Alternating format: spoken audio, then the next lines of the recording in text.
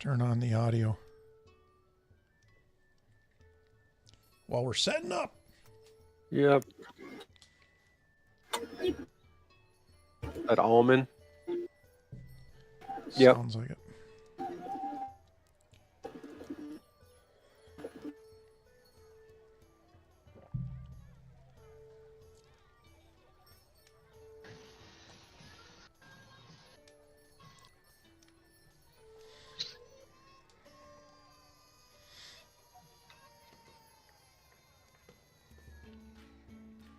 Here's almond. There we go. Yoicks. What's up, buddy? Not much. How you guys doing? Good. Doing good. We went to brunch with me and the boys took Julie out on her birthday for her birthday. And then then we went to brunch Saturday with her mom and dad and her two sisters. And her sister told her that the manager told her that she told HR, this is who I'm hiring for one of the positions. Oh, really? So wow, it's cool. just a matter of when Just time. Yeah. HR gets to the bottom of the stack of papers, the people they got to call to hire.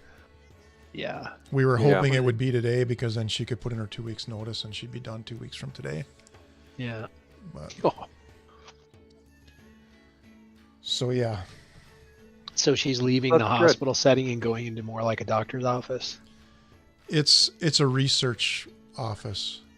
They basically Nice. they collect and compile all the stuff that the doctor uses to like make decisions and inform the families. Nice. You've heard of Arnold Palmer Hospital, haven't you? Yeah. Yeah, I have. Yeah, so. And see, her sister used to be a nurse there. She's only been at this job for just under a year. Oh, wow. But she loves it too. Mm-hmm. 7 to 3 with weekends off. Yeah, I forgot what it's like to actually love a job. Yeah. Oh. That stinks. Well, the worst part is you didn't know you loved it until you left it. So I've I had can't say I've ever loved any job. Can't say it. I wouldn't say I loved it, but my two favorite jobs, not counting, I'll tell you what, if I could own a liquor store and just work in a liquor store, dude, I'd be in heaven. If I can make what I'm making now and work in a liquor store, I'd do it in a heartbeat. So that was a fun job. You know, you get to learn all the alcohols, you get to talk to people about it, and you know, you sell stuff off the shelves because you've tried it and you can speak to it, all that kind of stuff. I mean, a guy convinced me to buy 3 extra bottles the last time I was in the liquor store. He didn't convince me. He was just selling one of the things to somebody else. And I was like, damn, that really sounds good. But I'm drinking it right now. It's a blood orange mixer. This woman makes small batches, but she like presses blood oranges to do the mixers. This is like cool. And then she bottles it herself and labels it herself. She adds a little bit of mint in there, so there's a tail of mint in the end. It's a really good. So I'm drinking gin, blood orange, gin, and soda. So because the blood orange is sweet enough that you don't need to add the sweetness in the tonic. So I'm just doing it with club soda, and it's like the bomb. And then he sold me this purple gin that changes colors based on the mixer that you use. No kidding. Yeah. Hold on. I'll go grab that one. You got to see this one. I've had teaching positions that were harder than others, but in general, I've absolutely loved teaching and coaching for the last. Yeah, I loved my gig when I taught college. I like that a lot. I love the schedule. I love being around the kids. I mean, some of them are awful. Yeah, aside from the fact that I was doing it, as a side gig, but this is the gin. Nice. So impress, and you see how it's blue? Yeah. Yeah, it'll change colors depending upon the mixer. That's pretty cool. Original indigo, Small batch. Trying to see where it's made. From the iconic Empress Hotel. It says British Columbia, so it's Canadian. Yeah, BC. Yeah. But it's a fun gin. This has been my favorite year teaching. My neck is getting old. All the years I've been teaching, this is my favorite year. Cool. That's good. Titus, what say you? He's quiet. Yeah. Or he's not plugged in yet. No, he's trying to rework his headphones. We were on the Xboxes messing with the headphones for like an hour. All right. Now I've got audio. And then we get into the first combat and on Xbox? Yeah. I'm running an Kitus gave me his Xbox One. So I'm running an Xbox One. And what do you have, Kitus? I gave it to Beckham. Gave it to Beckham. Yes, he gave it to Beckham. And Beckham has been playing the shit out of it, let me tell you. I get notifications every time he's on there. That boy plays Minecraft a lot. Yeah. Do you really? That's awesome. Yeah, what did you get a new one, Kitus? I got Series S finally. Series S is $300. I know. I talked my buddy into getting one. Oh wow. Yeah, I was finally able to just order one directly from Microsoft. They had them at Target. You could walk in and walk out with one the other day. Oh yeah, probably yeah. Yeah, at the time they still weren't in stores. I got it in like late December. Yeah, probably for 6 hours. I guarantee you, for him, it's a $300 paperweight that his kids are playing Minecraft on. So he didn't hook it up for 4 days because he didn't know how to hook it up. Dude, it's 2 cables, the power and the DVI. Yeah, I was going to say it's not a lot going on there. 2 cables. Yeah, you should. Kitus, I wish I would have videotaped Beckham when I opened that box, man. He was so stoked. And like I've loaded, God, what did I load on there? I loaded this. I've been putting some more Game Pass games on it for him. So there's a miniature golf I put on there. I saw I was playing that the other night. Yeah. Mm-hmm. And the yarn one. They're probably at least 2 years from a game that won't run on the S and will only run on the X. Oh yeah, if ever, right? Because they always have to default to the lower system. Yeah. Mm-hmm. Yeah, but Game Pass is definitely paying off. You can kind of fake 1440p on there, can't you? Yeah, I don't know. I mean, it's running in HD. I don't know. I mean, it looks good to me, and I don't have a 4K TV anyway, right? So I don't care about 4K. I think what it does though is it's like upscaling. Yeah, it may be. Yeah. But I don't 1080p is the highest resolution TV I got in my house. Mm-hmm. Our big screen. Listen to us, 1080p. They were talking about 4K. How long ago was it? We were working off tubes, man. EGA. But I just like right now, being satisfied with 1080p because, my graphics card can really flip and knock out some frames at 1080p. Yeah. I was trying to figure out why Minel had ash on his forehead. I was like, it's not Ash Wednesday. What the fuck's going on your forehead? It was your glasses. Like totally I didn't see the lenses at all. Yeah. I just saw the nose thing. Oh, it's not? Okay, sorry. See, if I do that, I can't freaking see you guys. Oh, turn on camera. All right, there we go. Wait, here we go. Is that on? Yeah. You're up. Okay, now I can see you. Wait. Yeah. Now I had myself turned off, so I didn't even know it. I don't need the glasses, but they just help keep knock a little bit of because they're only ones. They just knock the edge I off. totally need the glasses. My near vision, my computer vision is shot to hell, and my distant vision is everything's just reading wise, everything's a little bit blurry. So I can't stand reading for any amount of time or staring at a computer screen and those progressives. I can't stand it. Sitting there like this. Yeah, you got to get. I'm thinking about because I've been using Zini optical. It's They're freaking made in China, but I'm sorry, I spent $300 and got 2 pair of progressive lenses, premium lenses, for $300. The last time I bought 2 pair of glasses, it cost me $1,400. Yeah. Yikes. Yeah. Oh, me with contacts, I actually started going to Walmart because I'm like, I can't pay these fucking prices anymore. Yeah, it's ridiculous. I never shop at Walmart, but I go to their vision center.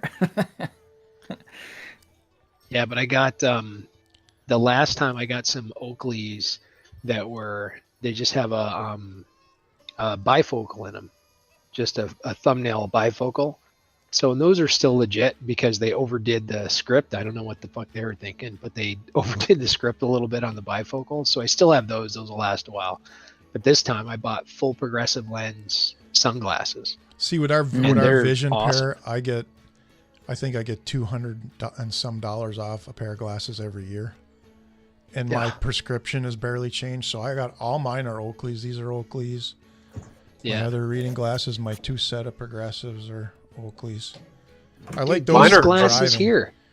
There's nothing special about these glasses, and they were like $800. Yeah, that's crazy. Mine were $1. $1. Yeah, he just did the readers. I get the $5 readers at Home Depot. I get those too. I have those are in my house. I have like readers. I started paying $20 for readers at a grocery store, man. Home Depot, $5. I used to forget my glasses every once in a while because I didn't really need them as much. But now I need them so bad that I don't forget them anymore. And I got a laptop at work, so I'm sitting there looking at this giant grid of grades and stuff. I got I got a pair of reading glasses I just keep at work. Yeah. Yeah, they're $5. I buy like 4 of them at a time. I do the same thing. Because they break, or you lose them. I've got a pair of 0.5s in my car for an emergency, but they give me a headache if I look through them too long. Yeah, because they're just a near vision lens. Yeah. So regardless of what you're looking at, I only put them on to like look at my phone or something, but yeah. You can't drive them. If I look across the room and everything's blurry, it's reading. These are reading glasses. Right. Oh, okay. So Bondi said 10 minutes a few minutes ago. Okay. Sweet. That's still early. Oh, Vox Machina. I watched 3 episodes. Corey told me about that. Is that the shit or what? Yeah, that good. Is so good. I'm in, I think, it's 6. total D&D. It's total D&D. So I will tell you what right now. D&D was swearing, right? Oh, more and than nudity. Swearing. Yeah, just a little bit. It's not it's not overboard. It's cartoon. It's cartoon. But Nato's character is pretty obvious. Yeah. Bondi's character is pretty obvious. So, and I think you can disregarding gender, my character becomes much more obvious. So does I think Minel's. Yeah, mine and Minel's character. If you go female, both of our characters are obvious. So that leaves Kaitis, and I'm thinking Kaitis is the gunslinger. Yeah, maybe. I was thinking that too, but I put you. No, wait. I was putting you for Percy Ullman. Oh, really? Yeah, I watch it. Yeah. See, that's because of the personality. I'm the big. I was looking at the personality, not necessarily. Fucking. Did you guys see that? I just got attacked by a freaking stink bug. Fucker. I hate stink bugs. Go ahead. Sorry, Minel. No, I was just for the personality perspective. That's it. Yeah. So I mean, yes, I would love to be Vex, but I don't think Vex is the half elf archer ranger, which is what I play. But her personality is a little different. Yeah, that's Vox's sister. Yeah, Vox's sister Vex. So I think I almost, when I look at my personality, I almost play more of Vox's role, even though I play the half elf ranger archer. Yeah, I was just thinking. I was thinking Kaitis might be more of Vex. That's what I was thinking. Kaitis might be Vex. Yeah, that would work too. But it's pretty cool when you see these Yeah, I did. I watched 3 episodes. You see these little cutscene, these little animations that are going on during the fight, and you're like, "Oh, I know what that spell is," or "I know what he's doing." Exactly. Yeah. It's like trying to figure out the spells because it's all straight. So what it is, it was based. There was a podcast that was like back in 2014 or something like that, even maybe earlier than that. And it was voice actors doing a dungeon, like a real DM did. It's Roll20 people, I think. It's by Roll20. Yeah. Okay. And then they did this Kickstarter, the most successful Kickstarter ever. They were trying to do like 3 episodes. They were going to cram the whole story into 3 episodes, but they got enough to do like 2 seasons. So they stretched it out. They really did the storyline, and they got all the voice actors to come in and do their parts again. And it's good. I mean, it's really high quality. Entertaining. What's really that? High quality. Is there 2 seasons yet? No, just 1, and it's still live. Like still going through episode 9. It's still dropping. Yeah. Oh, okay. Still dropping episodes. So yeah, it's like the first season, but it's like I mean the gnome rogue is so Bondy that it's not even funny. Weird. So you see him through and through in the character, and then the barbarian is like the typical Nato character. I mean, down to the way he plays him. I'm going to rage. Yeah, he even says it one time. I will rage. Yeah, wait, it gets so cool. Like the episode 9, there's a scene in episode 9 when he rages, and you're like, oh man, that's so cool. But yeah, it's really good. It's like probably one of the best D&D anything I've seen on animation. It definitely is. Yeah, because it's the best media adaptation of D&D, maybe other than that wasn't really the D&D. Yeah. It's great to watch him go through it, because you sit there and like, I mean, not to give you a spoiler or anything, but it's like all this time on a door to unlock a door, and they can't get it unlocked. And the next time they do it, it's like, boom, it unlocks. It's even they incorporated, so they took the actual play and incorporated it into the series. So there was a time when they were trying to unlock this door and couldn't get it unlocked.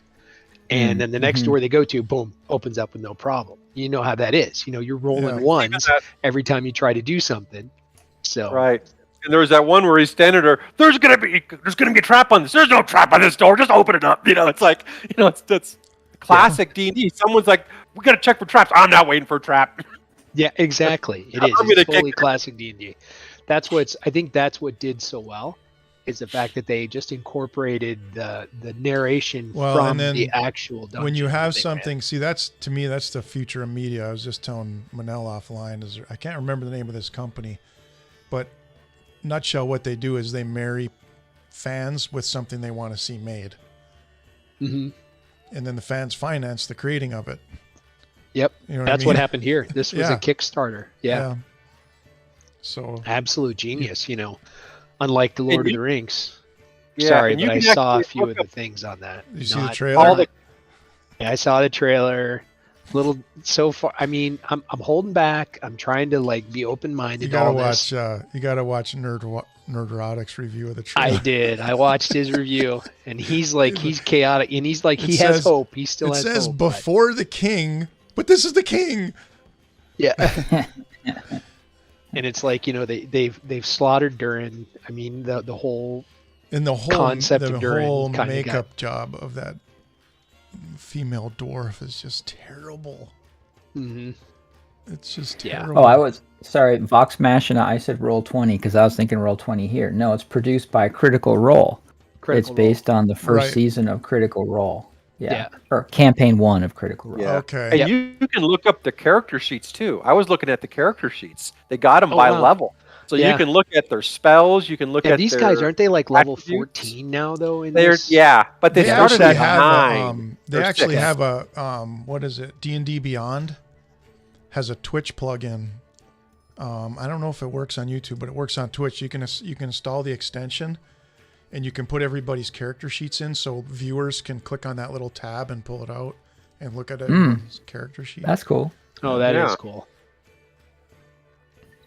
I really want to play I've never played a high level character. Me either.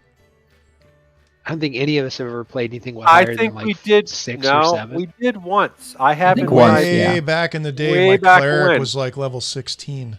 Yeah, once. I think we did it once. I've got one 16 or 18 level ranger in my portfolio. We're waiting for Yeah, because I remember I had a paladin that had some kind of freaking wicked ass sword, so he had to have been a higher level. Yeah.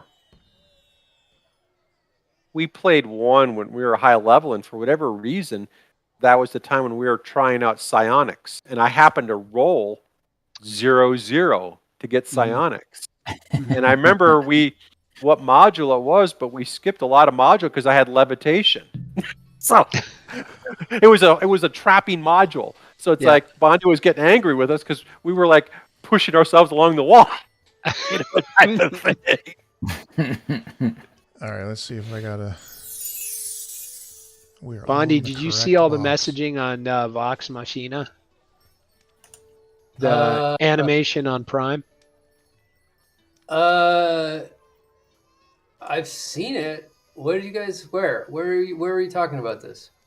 We were just talking about it, but it's an animation of a D&D adventure. It's the Critical Role people. Amazon Prime. Yeah, Critical Role. There you go. I listened to the podcast. There's an animation? Yeah. There's a TV show that everybody's raving about based on their first episodes. Yeah. Oh, okay. Or Campaign 1 is what they call it. Campaign 1. Huh. I was just listening to the podcast, but okay. Yeah, I did. I've done the whole. I'm up through episode 9, and it's hard to stop watching because it's so cool. So I binged it, folding clothes the other night. Wow, you must have had a really big load of laundry. That's what I was thinking too. Idea. We stock up on laundry for 2 weeks and then go in and fold it all at one time. I have a spare bedroom that we never use, so it piles up on the bed. And you just go in and fold. I use it to watch TV. It's one of the few ways I can just sit and watch TV without feeling guilty because I'm folding clothes while I'm doing it. So that's how I got caught up. I just do this.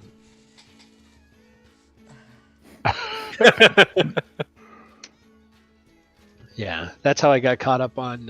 What's the space one we're watching, Kaitis? I still got to get finished on that. But, Expanse? Yeah, Expanse. That's how I've always watched Expanse. Was that way. I am gonna finish that series though. It's really good. Oh, Expanse is phenomenal. No, the Vox Machina. Oh, Vox Machina. I got into Expanse for a few episodes, and I got away from it. And I don't remember what the hell I was watching. Every time I go back to watch it, I think, "Oh, I'm not." What's crazy with Expanse is I watched it when it first came out, and then I got through 3 or 4 episodes, and then I stopped watching it for whatever reason. That was really quality. And then Kaitis started talking about it, and I got back into it, and I'm watching the episodes, going, "Man, this looks familiar." Oh, Titmouse! I remember this scene. Oh, those guys are really good. Yeah, it's real cool. It is so cool. And the bad guys are super bad, and the good guys are questionable. And it's on Amazon Prime. That's excellent. Okay. Yeah, it's fun. It's very entertaining. The first all these 4 guys minutes, have seen it. The first 4 minutes, you'll be hooked. Yeah. I mean, it's just a classic bar scene. I thought it was an anime. I thought it was a D&D animation. I didn't really know anything about it. So I turn it on and we're watching it. And all of a sudden, the first guy gets smashed by a rock. And the guy goes, "Holy shit." And I'm like, "Okay, Beckham, this isn't for you." And he's like, "I don't think I should be watching this." So. You know it's bad when the kid calls himself out of the room. Yeah. I'm not comfortable with this, Dad. Yeah, he's pretty good that way. Speaking of Beckham, let me check and see if he's made it home yet. He was at his friend's until 7. He was supposed to walk home, so give me a second. I cannot believe that beholder I painted for Nato never made it out of Las Vegas. I don't know how it didn't. That's just annoying, dude. I painted a character. Yeah, man. I painted one of their characters, and I gave each one of these guys their character when we were in Vegas, and I made a beholder for you. And somehow it got left in the room, or the housekeeping took it. I don't even know. It was sweet, dude. Here's mine. And we had just finished the beholder thing.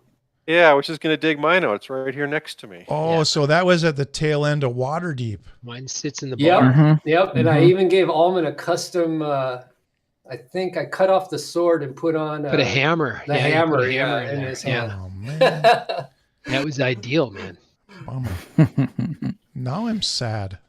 Okay, I'll make one for you. No, I'm just kidding. You don't have to. I'll go get one at the store. I'll get the same No, one. don't I'll do worry it about again. It took a bit of work. Yeah, dude, they're sweet, man. I love mine. It's cool.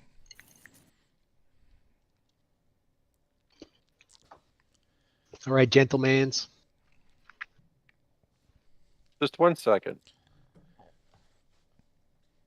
Going through all my characters. I'm trying to find the Bondi one. I got all kinds of other ones I painted. Oh, here it is. There it is. Yeah. The Ranger. Ranger. Yep. Yeah, mine has a special place in the bar. Yeah, I said I didn't put these all up. When we had the grandkids playing D&D, I had them paint their characters, so I went and bought a bunch of the stuff. So Madison did a mage with purple. Ah, very nice. Cameron did a knight with a big shield. Nice. Grandpa's the best. Well, but I had the board, right? I had the board. I had I bought a bag of monsters, and we painted some of them too. So we had a bloody zombie and stuff. So it just made it interesting. Cool, you know. All right, let me put this stuff to the side. That's cool. All right, are we ready? Yeah. Intro. Do it. Getting a drink. All right. Here we go. This is D&D Old School. Come and see what happens when some childhood friends get together on the internet to play a little Dungeons & Dragons. We've been on a brief hiatus from the game since around 1987, but now we're reconnecting for a little old school D&D. What is that noise? What's that noise?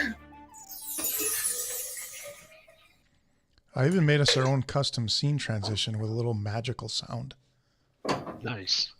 Cool. And like last time, I don't want to miss this. Here we go. And now it's time for What Are You Drinking? What Are You Drinking is brought to you by D&D Old School. It was so fun creating all that stuff. That's still so cool. It is fun. All right, Bondi, what are you starting with drinking? Cranberry juice. Oh, too much partying last night, huh? You're out there smashing streets and stuff. Well, you know. Oh, yeah. The Rams. LA. Yeah. A lot of fireworks going off, a lot of explosives. Nada, what are you drinking? It is a school night after all, but I'm having a little red wine. Oh, nice. It was $18 a bottle. It's one of those big bottles. Big bottles. A Magnum. Yeah. Kitus, what are you up for? I'm on the repeat of the decaf coffee again tonight. It's wow. It's a Monday night. I've got a lot to do. Holman? Oh, that's right. You had your mixer. My gin mixer. Yep. Blood orange gin and soda. And I'm going to finish this bottle. Nice. And I bought this mug in town. My chalice mug. Your chalice. So this is my... That looks like you got that at a Renaissance festival. There is a ceramicist somewhere thanking you. Or an 8th grade art show.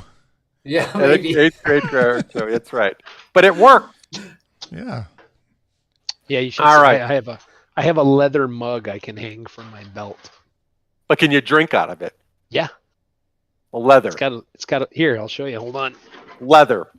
Oh yeah, it's leather. Beeswax, man. Beeswax does everything. Makes all my drinks taste like deer hide. It's like our wooden stein. Problem with the wooden stein is as much beeswax as I put in it, it seems like it permeates into the wood and still leaks. Yeah, it does. My whole interior is covered with beeswax. Yeah, mine leaks too. I put another glass inside of it that fits, but not quite as cool. So, all right. While Almond's doing that, Blank, do you want to do a quick recap? Sure. Oh, cool. Session 4 on February 6th, 2022. It's a wooden bottom. Look at that. Bottom on your leather. Wow. That is cool. Yeah, it's got a lid. And why aren't you drinking out of that? That's for my when I wear my armor, if that ever happens. So let's see. Last episode, we finished up with Mother Selvenza. We pickpocketed from the gang of thieves. Returned the money to her. Yep. We went to the wagon of sweets, and there was noodle pudding there, and Stoof was the dwarf at the noodle tent of warm pudding feelings. Yep, noodle pudding. Go. We saw followers of the, or we're looking for followers of the warden. So there's a cleric with 2 knights, maybe somewhere walking around, that we need to watch out for. Yeah, we're afraid she might cause chaos because we're, drunken debauchery. Mm-hmm. And we went to the tent of warm feelings, which was like an alcohol tent with Stoof, and we did shots. Somebody did too many shots. Kember had a vision of the carnival on fire, so that would be bad. The tent of veils, we were all fans of Maeva. And she said she heard that people were going missing on the road. Yep. Let's see. And then we ended up at the puppet show, and all the youngstas were around there, so I have names of a bunch of the youngstas. There was a stage show that was on, but then it was really weird at the very end. The puppets looked like us. Like there was a weird effect that happened. And that was when Kember fell dizzy at the end of that vision or whatever. You guys took your short rest to recover. Yep. There was a rumor of a dark secret that the town has a curse potentially. And then we went into the tall tent. Yep. And there was a centerpiece show, and there were the kids that threw the smoke bombs. Yeah, Harold, the dragon punchers. Yep. Claire, Harold. We grabbed them. They had circle tattoos. Yep. On their hands that they said were family tattoos. Somebody one of them had climber's gloves, but we didn't steal them from the kid. They were family heirlooms. Yeah. Did I cast a spell that would leave me at 4 after our short rest? When did we do? We ran into the kids after the short rest, right? Yes, after. Yeah, you did it. All right. So I cast a spell. We did a tug of war, and we won gold at the wrestling field. I believe that's where we left off. Yeah, and the last thing we saw, a bird with red eyes and a sharp beak, and it's the same red bird you saw. Fired at it with his frost spell. Yep. No, he tried to charm it. Wasn't it a charm spell? He may have. I thought I just blasted it. Yeah. May have tried to blast it. Okay, doesn't matter. All right, so you just finished up at the wrestling field. You just finished your tug of war. Everybody was cheering for you and everything else. You got some money out of the deal. It's about 3:00 in the afternoon, so it's starting to get into the early late afternoon. So first off, everyone roll a d20. Give me 1 second. Yep. Oh. Yeah. A lot of poor rolls. Still a poor roll. One of you guys got to eventually get this. I'll get it. Hang on. I'm feeling hot tonight. Oh. Hey, Julie's here. Hang on. Close. You know what? We haven't had one, so we're going to do it. I don't even know what these do, so here we go. You get a GUI reward. I'll wait for him to come back. I don't know what's in the GUI reward. It's a macro, so I have no idea what it's going to give you. Nice. Giant strength. It could be some type of temporary something, but we'll wait for him to come back. It's supposed to be just 19 or 20s. But hell, after 4 episodes, none of you guys have got any of them, so. Yeah. Yeah, I've been rolling like shite on those, haven't we? I mean, everyone get less than a 10. So we'll wait for him to come back, and then we'll see what the GUI reward is. So anybody want anything from Ireland? When Scotland. Next month, April. For spring Early break? April. Kind of after. Yeah, I guess it is kind of for spring break, but over my birthday. So I'll be in Scotland for my birthday. Scotland. I'll let you know. Well, Scotch, of course. Well, yeah. Like that's gonna happen. Can't bring back Guinness, but I'm totally bringing back real Scotch. All right, Nato. So you rolled an 18. There you go. Yeah, because I'm hot. It should be a 19, but we're going to give you a GUI reward, so we'll see what we get. I'm going to click the macro. And, you probably didn't show up for you guys, did it? No, it did. No, it did. Oh, it did. Okay. Single use. Okay, cool. What does that mean? I have advantage on an initiative advantage on an initiative roll. You get an advantage on an initiative roll. But does initiative roll advantage? It does not. You have to declare it in advance.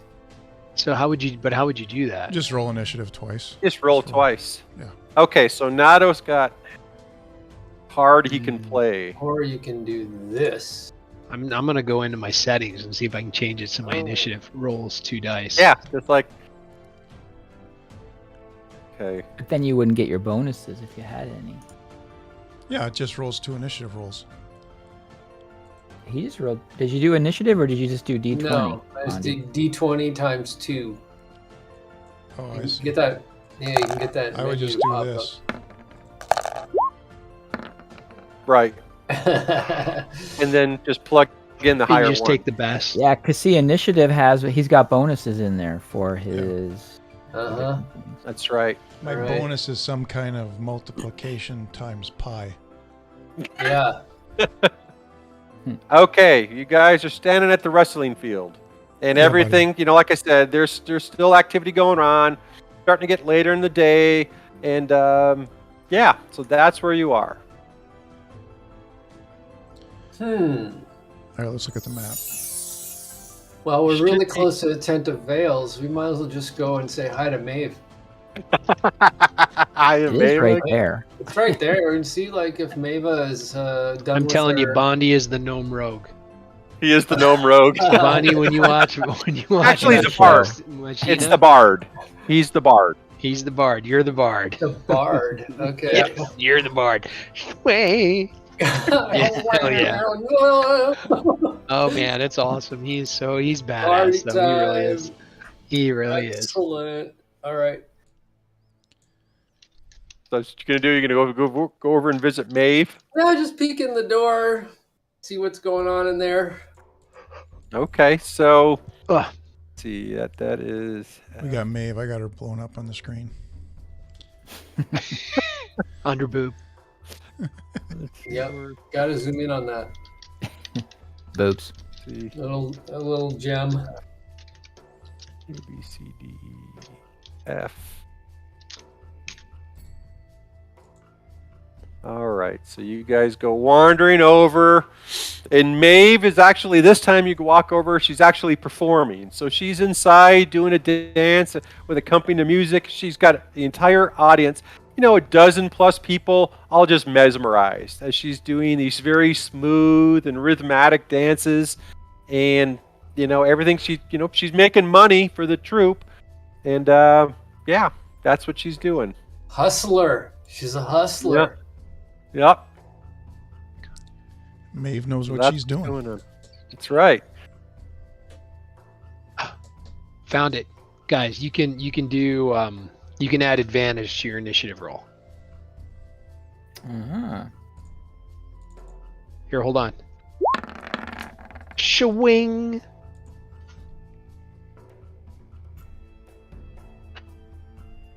How'd you do that, buddy? Yeah, but now it's. Yeah, I was gonna say now you it's still have. fixed. Yeah, you still have both dice. Yeah. So gave you the higher. Shows the better one. Yeah. Yeah, but it's easy to turn on and off. If you go into your settings, so go into your character sheet, in the little sprocket on the far right. If you go to the center column, under Strength, Dexterity, Constitution, right at the bottom of that says Initiative Style. You click on that, normal, advantage, or disadvantage. You just click advantage. But if you if you have it set to advantage, you only see the good roll. Well, yeah, that was goddamn. I just totally wasted 2 like really good rolls. Anyway, see, that was single. That was a single roll. Yeah, that was just regular. I took it off. I turned advantage off. Yeah, you just lost. Sorry, where did you turn that on? One more time. I have my sheet up. So okay, pull up your character sheet and then hit the sprocket next to spells, the gear. Ah, okay. And then the center column under strength, dexterity, constitution, it's got initiative modifier and then initiative style normal. You can hit advantage or disadvantage. So when you want to roll it for advantage, you can do that. It'll throw 2 dice and give you your advantage roll. Huh. Okay. Cool. That's not buried or anything. Hey, Roll20's looking for a UI developer, Kitus. I'm not shitting you. Seriously. Uh-oh, getting low. Oh, so let me go back to the bass music. Get your own music coming up now. Well, no, our standard music. Okay, standard festival music. Brought Mava back. All right, so Quimber went down to the quick peek on Mava. The rest of you guys were kind of just standing around the wrestling field, hanging out. The reflection of Mava in my glasses.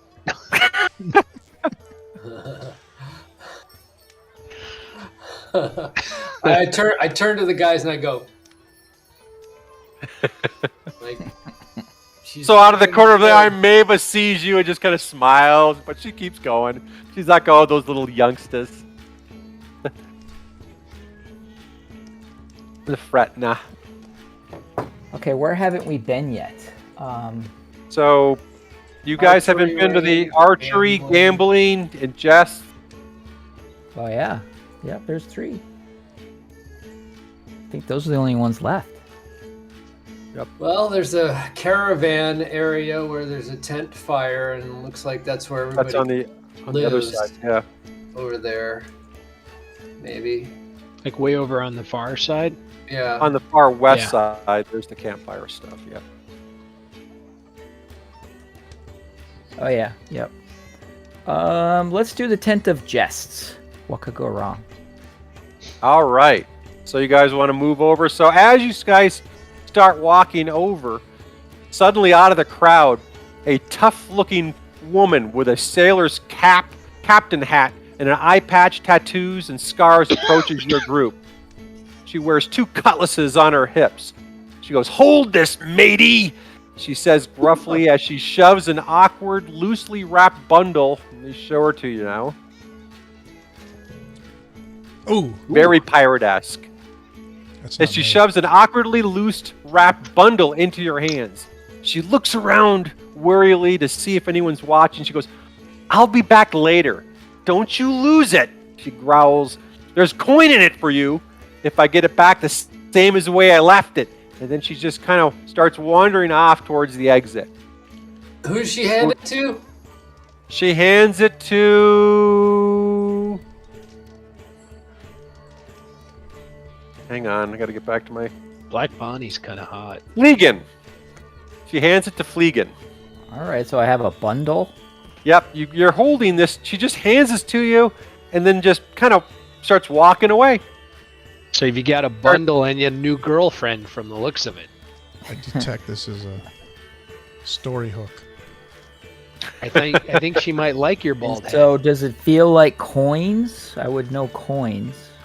No, it doesn't feel like coins. It's got some weight to it. It does. It's got some weight to it. So it's not, but you're just feeling in it. You notice that they're larger. They're bigger than coin objects. Okay. So it's not a severed head. Probably not. Maybe multiple small severed heads. She didn't say to not look in it. She didn't. She just said don't lose it. Yeah. She said don't lose it. We got to know what we're taking care of here. All right, I'm gonna look in the bag. So Fleegan starts to, looks around. She keeps walking. She's not even paying any attention. She's just walking off. No big deal. And you slowly open this bag, and you see these tools. You see a sextant, a pocket watch, a compass, and a hand telescope. Small hand telescope, type thing. Okay. What is a sextant? And they're covered in. It's the thing you look to the stars. Right. For navigation. It's a navigational tool for sailors. Kind of looks like a compass, but it's got a thing on the bottom and then an eyeglass at the top. Yep. Or the side. I can't remember where that's actually positioned. And you look at them and they're gold. They're all gold covered. So wait, there's a sextant, a pocket watch, a telescope, and what was the other thing? Compass. Compass. Cool. All right. Well, she's not sailing very far without this. Nope. Okay, then I'll kind of put him in my whatever bag or however I'm carrying my stuff. I'm gonna ask Fleegan if he knows her. I'm gonna say like, do you know who she is? I do not.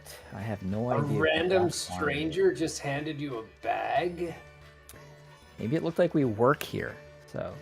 Do we look like we work here? Well, we're a bunch of misfits. DM? I think it's a little strange. Just say it. Definitely strange. We could maybe like tuck them away somewhere, right? And not have them on our person. I think it might be a good idea to hide that shit and not be caught with it. Just say it. Probably. Yeah. Sounds like she didn't want to be caught with it. Right. And now we're going to get caught with it, and bad things are going to happen. So what are... All right, well, we'll go into the tent of Jess and see if we can stick it somewhere in there, like off to the side. Okay. Well, we can... I think we can keep it if somebody can like... I mean, you can put it in one of our packs. So I've got an explorer's pack on. You guys should have a pack as well. We can put it in somebody's pack. Okay. Might as well put it in my pack. Yeah, I don't want to set it down and then somebody else knife it. So we're going to put it in the dwarf's pack. Okay. Is there anybody watching us do this? I'm looking around. No. Okay. Everything just seems to be normal. You don't perceive anything out of the ordinary. And at this point, she's gone. She's kind of left. You don't see exactly where she went. She started heading towards the exit, but you don't know for sure. She got mixed in the crowd. If we were to run into the boss, we could potentially show it to him and get his thoughts on it, but we don't have to go out of the way, probably. Or anybody that's kind of in charge. Yeah. Well, he's right over there on the wrestling field. He's within earshot right now. Yeah, Borag is right there, if that's something interesting to you. Yeah, we'll just kind of keep it hush for now. Yeah, we're kind of mischievous children, so if we tell him, he might take it from us. Yeah, so actually Borag does come walking over to you guys. He doesn't, not particularly for that situation, and he goes, earlier he goes, you guys showed me a map with some writing on it. Do you still have that map?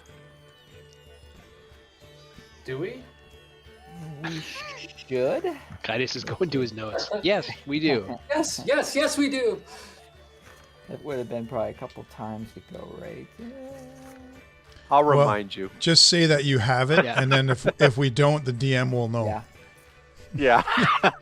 So I put it up. Hopefully you guys see it. You actually can't give him very the map early on because you no longer have it. You gave it to Maeve, hoping that she would return. Hoping she would be impressed. Along with all of your coin. Yeah, he goes, now that you've circled around, he goes, after you finish your rounds, he goes, you may want to check this out. He goes, but be careful because it's not part of the carnival. You don't know what you're getting into, but it is worthwhile to investigate because they're looking at blaming us for activities. But don't... More spells. So he just kind of says, you brought it to me earlier. I told you to keep doing your job. He goes, now that you're getting close to the end, he goes, check it out towards the end once you kind of wrapped up. The grammar and spelling in this letter is remarkably better than most of what I get from my freshmen.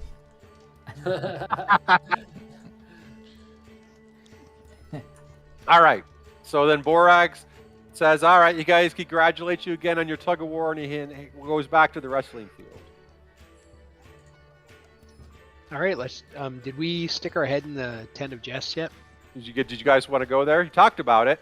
Yeah, we didn't even go in there. We need to make our way around to the front of it. All right. So, I guess. Well, is there like a back door? Can we? Wait, let's do a bet on what we think is going to be in there.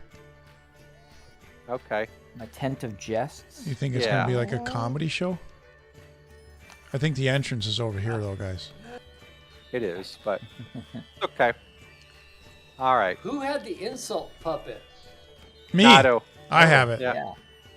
I still have it. There you still go. Have it. Yeah, we're not done with that yet. Yeah. I'm just saying. I could go in there. I could go in there and do a show. Wait. Yeah. Yeah. Okay, so you head up towards the tent of jests. Nice and I'll show it to the players. Okay. So it is perhaps with some trepidation that you check in on the tent of jests. Zanny and Columbina, the clowns of the Blue Veil. Nato has a puppet. Yeah. So with a state hat. What's he gonna say? Funny. They run their slapstick show here, and the ruckus laughter can be heard flowing out of the tent. However, some of the troupe do not appreciate their dedication to the craft, as their antics continue even outside of the carnival shows. Fortunately, others, specifically the youngsters, love their goofy pranks and exaggerated reaction. The show sounds to be finishing up outside. Teline and Fizbin, the two Fretna jesters in training, are putting on a sideshow for the folks waiting in line as they finish their routine. And Teline beckons you over. So let me show you. Here's Teline.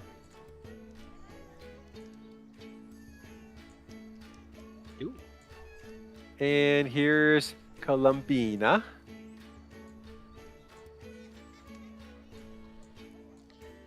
Clowny clown. Clowny clowns. Very white teeth. Did we already see Fizbin?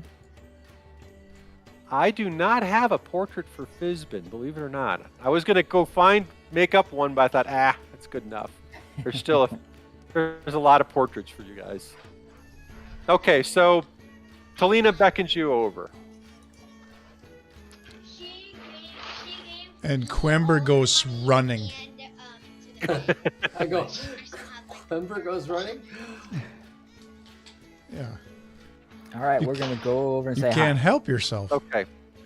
So you guys walk over, and Talina's standing there, and then as you guys get close, she puts her hands on her hips and makes a stern, grumpy face, and then points into the tent.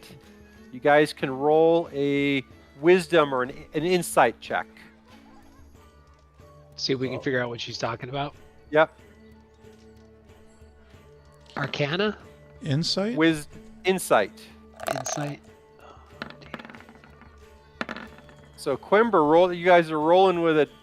Okay, so a lot of good rolls. Other than Fix, rolled 2 1s. Nice. Good job, buddy. Wow, you had a 20. That should be a winner. Yeah. So Snake eyes on 20-sided dice. So Quember and Ventoff, you guys realize that freaking odds of that. You can figure it out. It's 20 times 20. So you know 1 in that 400. Yep. That you know that she's making fun of Anton, the Blue Veil's priest. And you also know that Anton is inside and he helps the performance. And you also know that there is something clearly wrong. You know something's clearly wrong. So she's pointing, grumpy, you know something's not right. All right, so in we go. Okay, so through the open tent flaps, you can see Zanny with his blue face paint. He's wearing a tight outfit covered by suns, stars, moons, and planets. Columbina is nearby in her equally distinctive green makeup and flowing costume covered in foxes, ravens, rabbits, and spiders. On occasion, the two will switch outfits to see how long it takes people to notice. At the moment, Columbina is chasing Zanny as she attempts to slap him with a large river fish. He deftly scampers along in front while he spills a round of beads in his flight. She slips and tumbles through amazingly she keeps her feet. Both of the clowns end up falling through the interior flap of the tent, ending the show to much of the laughter and applause. As the applause begins to die down, the people start filtering out of the tent. Anton, the priest, peeks from a back flap of the tent and waves you guys over. So you guys caught the tail end of the performance. So okay. Now Anton, let me show you him.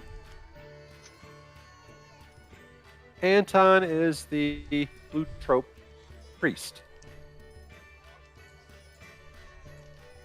Is this like the religion of our troop? No, well, he's kind of like, no, because you guys pray to two different gods. You guys got it talks about it, but remember the gods of luck and the gods, another god. There's truly two gods. Are you guys primary? So, Anton waves you over. We go over to him. Yeah. Okay, what's up, so you Anton? guys pick your way carefully through the tent, past beyond the flap. It would be a surprise to many that the rear of the tent of jests also serves as the troop's portable shrine to the gods. Silver discs with holy symbols of number of gods are reverently placed throughout the shrine. The symbol of Jinx, the Lord of Fools, and Kisma, the goddess of luck, are hung to be the most prominent as they are considered the patrons of the traveling folk. As you enter, you see Zanny and Columbina are cleaning up their makeup and stuffing colored scarves down their sleeves, while Anton stands with his hands on his hips, looking at the jesters, an annoyed expression on his face.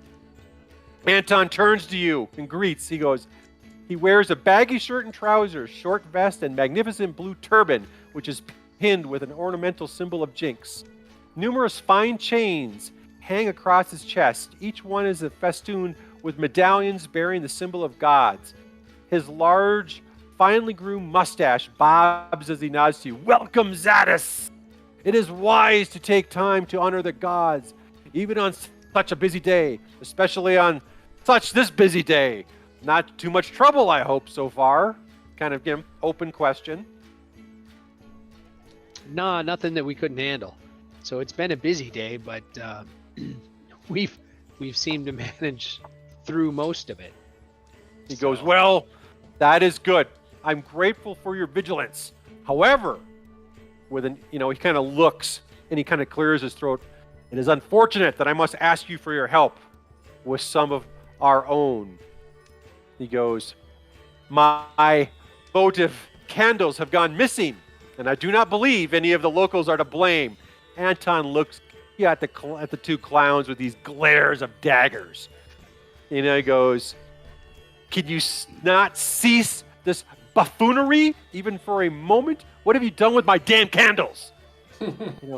Zanny gives an exaggerated, he kind of does one of these with the arms out, shrugs, with the big frown on his face, and then the two of them, Zanny and Columbina, both have to do that mime, start laughing at each other, and they're making fun of them.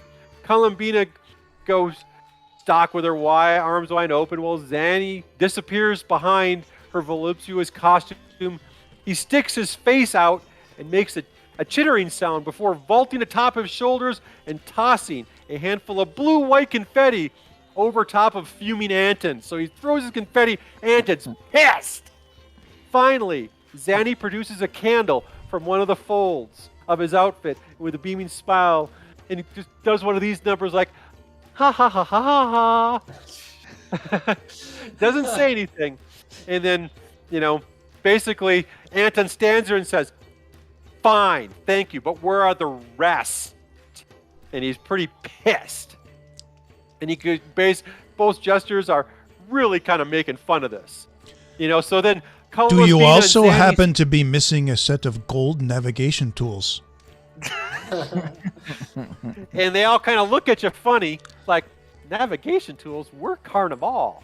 So then Zanny and Columbina start dancing around you guys. And they're just, making fun of you guys and, doing these things. And they start bumping into you. And they're like, sorry. I'm a thief. I'm not letting anybody pickpocket me. Yeah, same here, man. Yeah. All right. Roll perception. Perception roll. Everybody? Good catch. Yeah. If you don't want to get ripped off, dude. I'm going to let him pickpocket the annoying robot thingy in my pocket.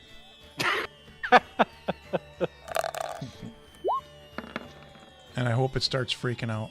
Okay. So, and then all of a sudden, both of them stop. Columbina and Zanny both stop as if the music in their head just stopped.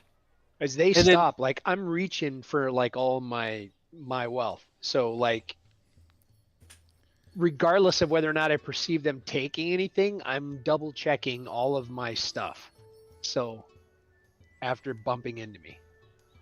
Okay, so you guys are all, Fix is like doing one of these numbers, like, my God, I know I've just been stolen from, I know it.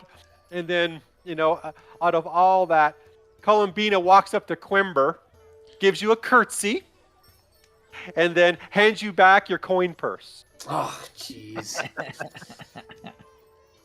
Zanny then walks up to Ventoff, and he's about 6 feet away and says, does this. Motions you to move forward. I'm going to say, you can kiss my tiny dwarf ass. Okay. So then he goes, you come here. All right. I'll play along. So I go over there. So you take a step forward and your pants fall down. You just you undid your belt. Nice. So your pants hit your ankles, and both of Columbina and everyone's doing that, mime laughing. They're giving you a hard time. Then Anton's like, he's like, enough. What happened to my handles? So then after a few more minutes of Anton or of Zanny and Columbina now doing this at Anton, I had the worst roll. Okay, so then they start pointing. They got they do one of these numbers, mimic laughing, and then they point at Anton. At first they start pointing at him, and then they point this way. So I need you guys to roll another insight. Another insight check. Okay.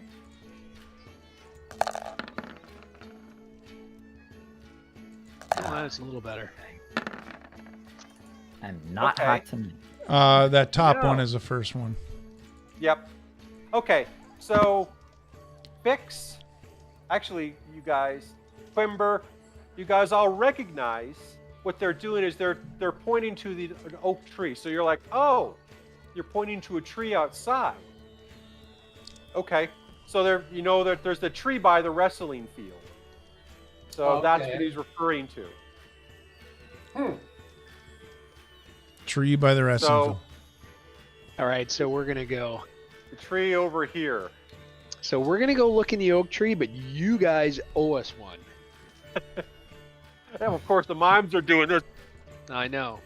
And Anton's like just fuming. He's like, I want my candles back. Crazy. Okay. As we leave, all right, because this is so totally worth it. As we leave, I am throwing a shower of sparks up their skirts. Okay. A minor magical trick. So, like, literally just sparks come shooting up from behind the two jesters. And, of course, they jump, right? They don't know what's coming. So they jump back, but they're wise in age. And they look and they start laughing. And Anton's like, what is this? This is madness. And he goes stomping back into the back of the tent and kind of throws his flap. And he's like, I just want my kid. Why can't I have any peace? These jesters will not just roll. Just leave me alone.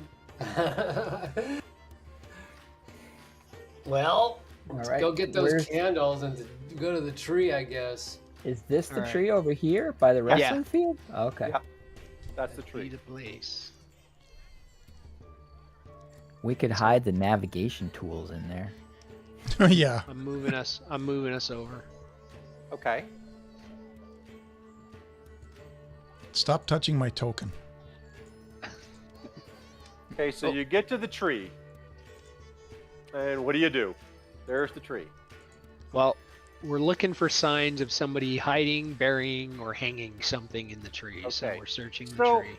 You look in the tree and you see what appears to be a long, slender-shaped object covered in white fur scurrying through the branches. What? A weasel. It's a marmot! It's a weasel. It's a weasel, guys. Let's get the weasel. Nice marmot. So this is what you kind of see running through the tree.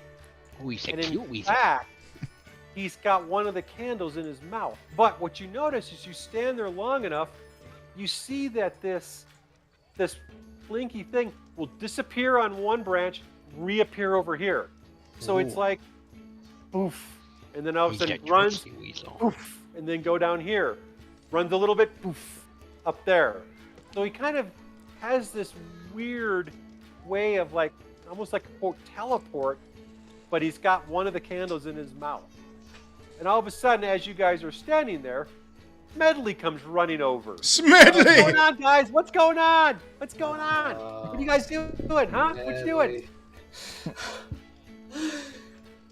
We're gonna ask Smedley to try to catch that thing.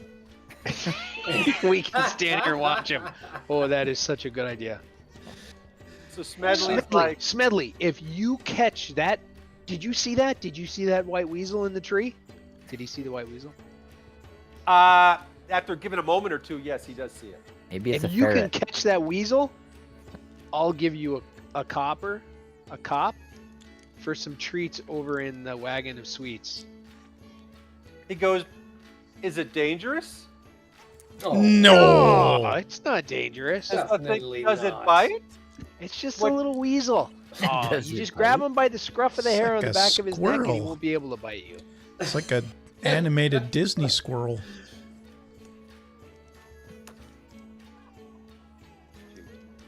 I don't have... Now, just real quick, if we get Smedley killed or seriously wounded, he is the child of some pretty wealthy people. We walk away. So, okay, so Smedley's kind of curious, and he's like, okay, let me try to climb the tree first. So he goes to climb the tree, and he could barely reach up. He's jumping, he's trying, but he can't even get to the first branch. I'll go hoist him up.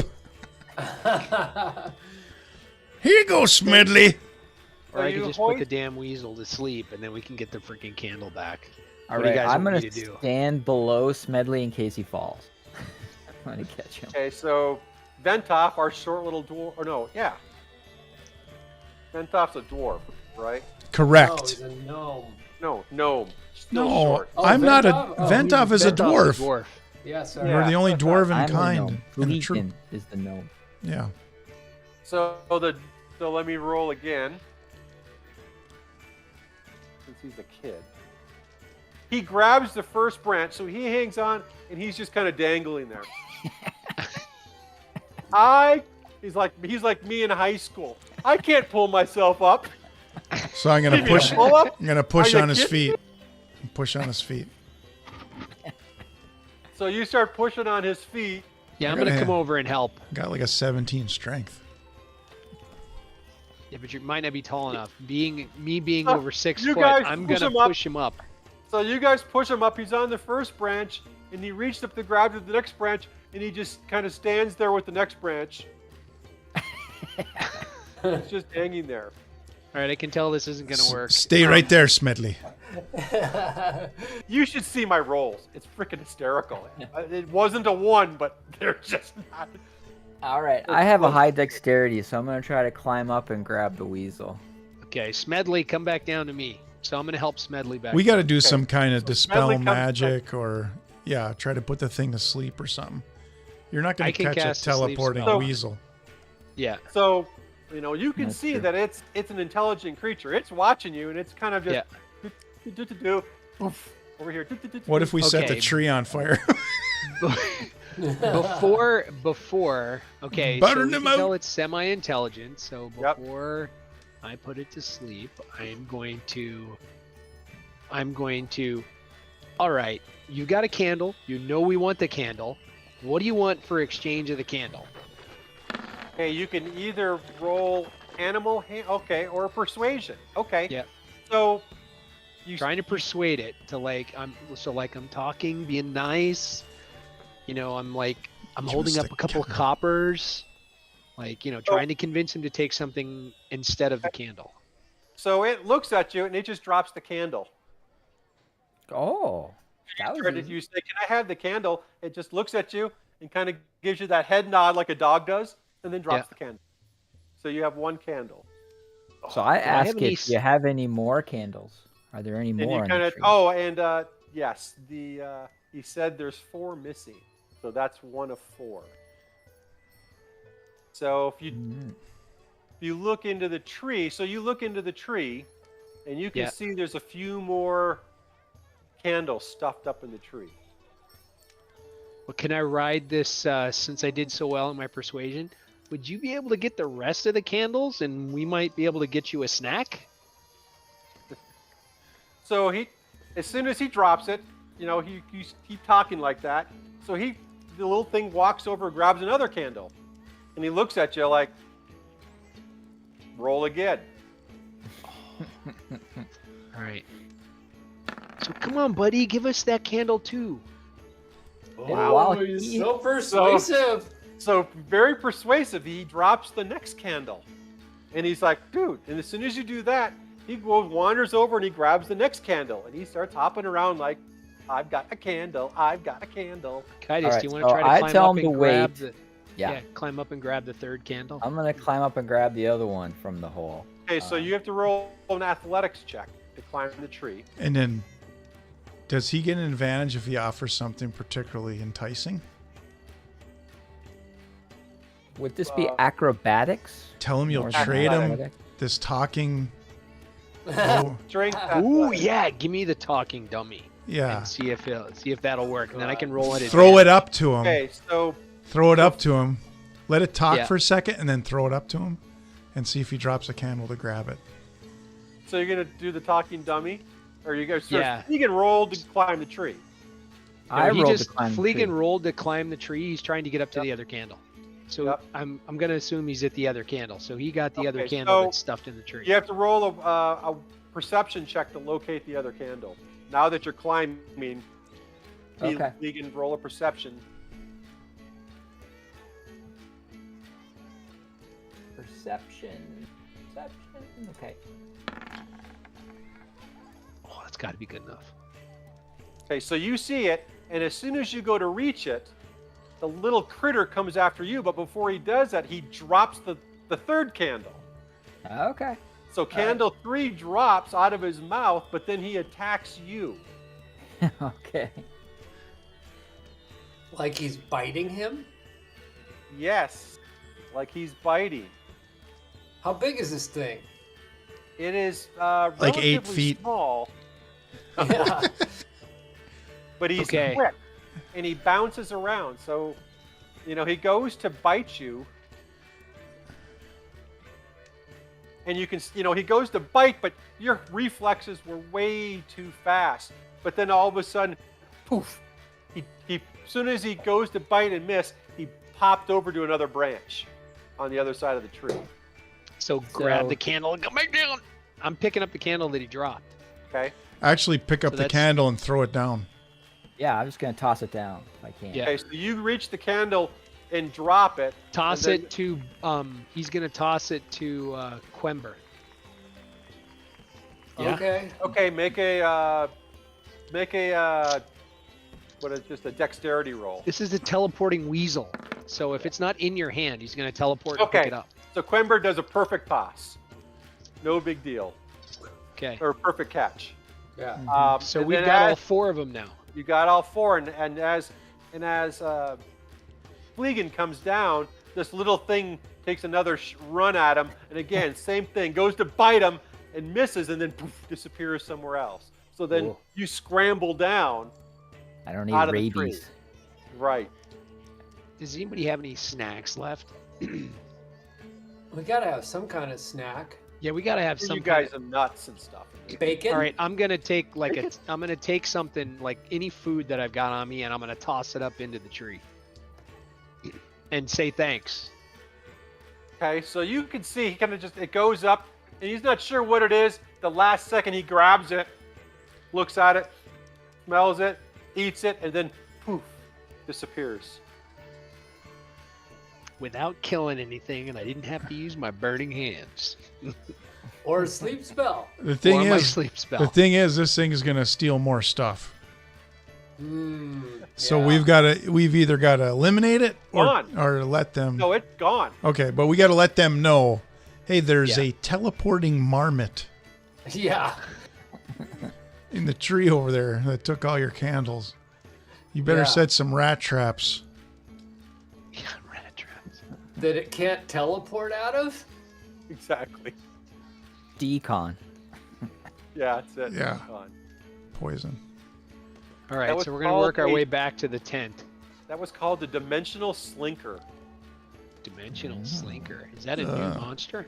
Yeah, they created their own monsters for this too, in some regard. I think there's a new one. Okay, so you're gonna wander back.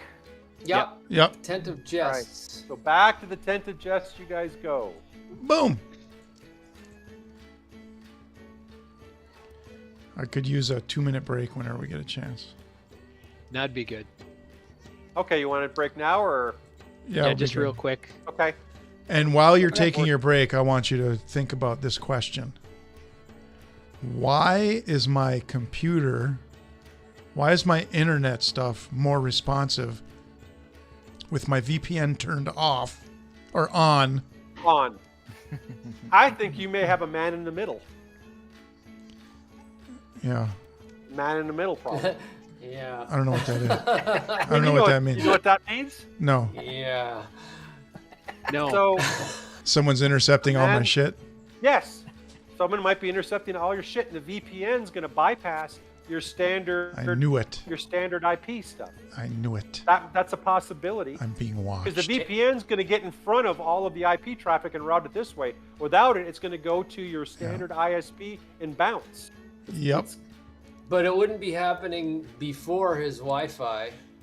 It's all. You know, the thing is, it was happening on my stream too. Like people would cheer or do alerts and stuff, and they wouldn't show up or they'd be really late. The VPN on, they're immediate. Do you have an AVG of any type? I don't know what that is. Antivirus? Yeah. Which one do you use? Norton, AVG? I'm basically just using Windows Defender. Oh, there you go. What happens if you ping sites without your I get good VPN ping. Trace route. The ping is do a trace route. Yeah, the ping is actually a tiny bit faster with the firewall turned off. No, I've heard of trace route. But I would do a trace route. It's a DOS command. Do a trace route against www.yahoo.com. Do it with the VPN on and the VPN off. Okay. See how many hops it takes. Well, there are also sites that you can run a trace route from. But you can do it right from DOS. Yeah, but it'll give you a visual too, though. Like it might show a map and stuff, like where everything's going. That would be interesting to see. But that's all I can think of why a VPN would be faster than your standard traffic. Because it should be the other way around. But, all right, do you want a 2-minute break? Yeah. I got my thing again.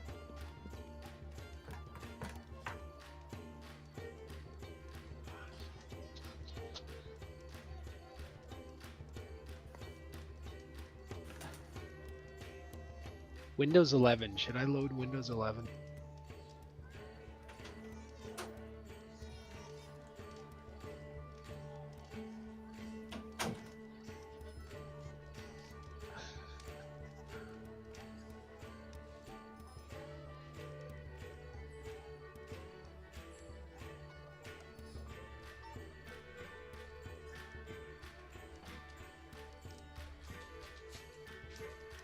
Damn it! Why is that off? You guys talking VPN, making me want to put my VPN back on. I wanted to do it automatically, but I can't figure out how to do that. I'm using Nord. I've got McAfee. As a VPN? Yeah. I didn't know they had a VPN. I thought they were strictly antivirus. No, they've gone way big. So I've got it's McAfee has all my devices, iPad, phone, computers. So how do I trace route from How the hell that like DOS command? Hang on. I'll help you with that. So you go to Windows. CMD, right? I'm at a C system. prompt. Yep. Command prompt. Trace route to TRACERT space TRACE trace TRACERT space www.yahoo.com. What's that for? Trace route. I just did one against Yahoo myself. 24 milliseconds, 24, 29, 21, and then I got a flash. But it's going to give you the IP address. How many hops did it take? Tracing route to blah, blah, blah. It's still going. It's still figuring it out. Yeah.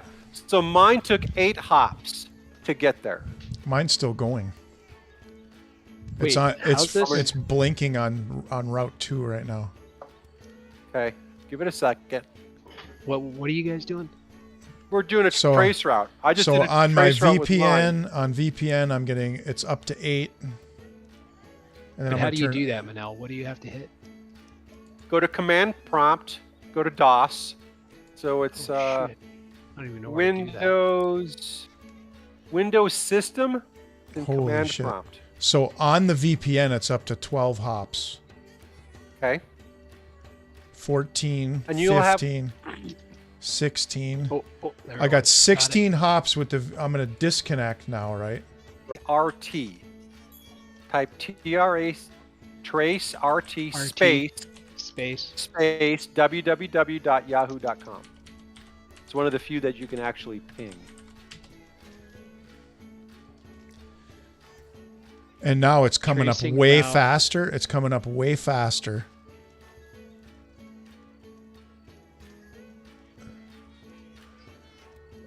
I'm on my 3rd hop. See my request timed out on the 2nd. I got a request timed out the first time on the 8th.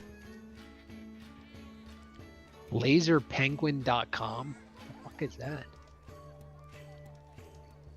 So you need to. Another thing too is look at all the different hops, and I think there's a way that you can look at those to determine what they are. But it took 17 hops with the VPN off, but there was 2 long pauses, and 2 was a request timeout. A visual graphical illustration. Yeah, I have to do that. I mean, this is what I just always just wanted to see if I can. The funny thing is, you want to know if you can talk to something. The funny thing is, the trace route on the with the VPN turned on doesn't have anything from my ISP, and then with the VPN turned off, the first couple are from Spectrum, my ISP. Yeah. I don't know why that is. So you might be able to, compare contrast the list, but 13 hops. Nice. I'm going to do a speed test with my thing turned on. Several of them are through you. I had 2 requested timeouts. It's like my internet's better with the freaking VPN turned on.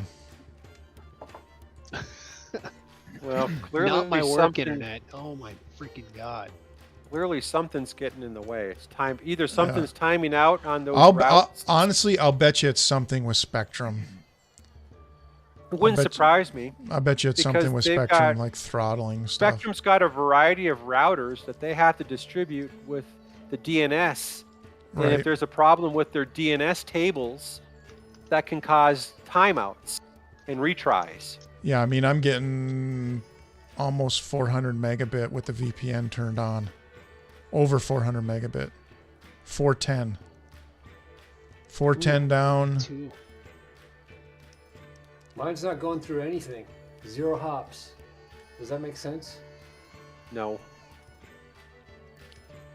Unless you're like directly connected to Yahoo. When mine was off, I had 2. 2 hops? When it's on, I have 13. Yeah. Yeah, mine was 8, and I don't have any. Wait a minute. When yours is on, Almond, you have 2? No, when it's on, I have 13. When it's off, I have 2. Mine is 16 and 17. All right, well, you guys can tinker with that later. Yeah. All right. So without your VPN on, you've got 16 hops? Yeah. And Almond has 2. Yeah. Thanks, Comcast. Well, that just tells you, but that also tells you, I bet you Yahoo's probably on the East Coast. That'd be my guess. Yeah. Still wouldn't be 16 hops, though.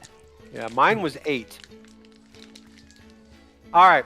So what do you got? You guys gonna go back to Anton? Yep. Okay, so you've got all 4 candles in hand. And you walk through the tent, you open the tent up, and you see that they're starting to, slowly get ready for the next show. And you open up the tent flap to where Anton is, and he looks at you and he goes, "Wow!" He goes, "Many thanks, Zadis." He goes, "You do the Blue Veil proud, unlike certain tent mates of mine." He kind of sneers. "Here, take these for your trouble. I pray for the gods to watch over you." So he gives you each a holy symbol of the god of Jinx, and says, for being, followers. But then he walks over to Quimber, and then gives you a favored amulet. I recognize this. Why does he get the favorite amulet? I got 3 of the goddamn candles. I'm a religious guy. Cleric. Yeah. But Thank you, and sir. then won't your god be mad at you? So then as you do that, you can see that both Zanny. So then Zanny walks up to you guys like, "Wow, that's impressive." Doesn't say anything, and pulls a bouquet of flowers out of his sleeve, and then slowly hands you a flower each. And he smiles, and then Columbina looks around, and then pulls out a tiny sack. What's it's my, real small sack. alignment? And then she reaches in, and her arm is going in further than the sack, right? It's like, you're like, "Holy moly." And all of a sudden, you see this big shield start coming out of this small sack. And you're like, "Well, that's not possible," of course. But the shield bears this blue 4-leaf clover emblem of Kisma, the other god, the god of, I think that was the god of, not the god of luck, but the god of luck, on the front, and beams brilliantly in the candlelight. She mimes a finger, goes, "Shh," and then she hands it over to Ventoff. That's got to be Ventoff. Yeah, he's the only one who can take a shield. A lucky shield, +1 shield. Oh shit! Advantage on saving. Okay, is this a magic item I can add to my character sheet? Yeah, I think you'll do that? +3 you're gonna have bonus to to their manual armor it. class. Okay. Plus It gives one me plus pluses on what? Just do a shield. If you do a shield, they'll give you a +1 shield. On the Yeah, bottom but of the it image, also not gave up. me Yeah. bottom of There's the a image. description. Okay, got Scroll it. down. That is an amazing shield, by the way. I've never seen a Yeah. +3 shield. Well, it's +3 bonus. Like a shield is +2, Yeah. and this is giving you +1. So if you were to do like which one does the research for stuff? The information. So if you just type in shield, Yeah, you might like find one of the +1 shields. shield. Yeah, one of the shields is going to be a +1. You just grab Advantage that and on drag it into saving your throws. character sheet Advantage on saving throws once per day. once per day. Yeah. Yeah. So you'll need to probably add that to the Yeah. So yeah, But Nato, just drag in a shield +1 from the. My battle axe, is that a two-handed weapon? Oh no, I can use it one-handed for slashing. Yeah. Okay. Yeah. Cool. All right. Dramatically will be able to heal. Yeah. Quember can heal. Boy, oh boy, this is a really powerful amulet. Yeah. Yeah, it's solid. Pretty cool. How many stuff. times a day was that? 6. Yeah. So 6 heals a day. What is it? 2d6 or 1d6? 1d4 plus 4. That's a standard heal. But the crazy thing is, I get 2 more spell slots. No, my AC is a 18. Damn. Why aren't you casting more spells? Gives you more slots? Well, let me read. I don't think it gave you more spells. Must have. Oh, if the bearer is capable of casting divine magic. Which he is. As a cleric? He is. Yeah. Yeah. 2 additional spell slots somewhere. Where is that? What's the handout number? So I'm going to get rid 25. of this shield. So I'll let you guys tinker with that, but then as he hands you the shield, both the clowns silently do one of these numbers and then walk out of the back of the tent because the next show is about ready to go on. So you guys can finish up adding that. So you're back there with Anton, and he's still very appreciative, and you got these 2 amazing new items. Wow. For some candles, not bad. Not bad loot for candles. No. Exactly.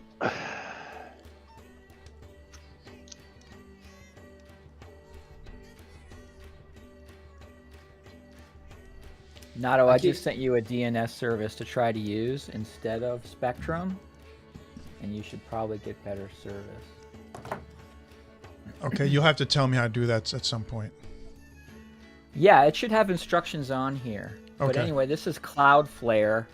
I actually own some of their stock. They're amazing. Okay. Thanks. Yeah, there's instructions on the page. Yeah. Okay, thanks.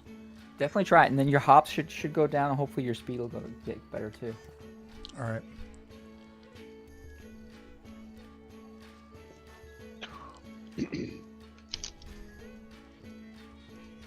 I'm trying to figure out a way to set that on our home router.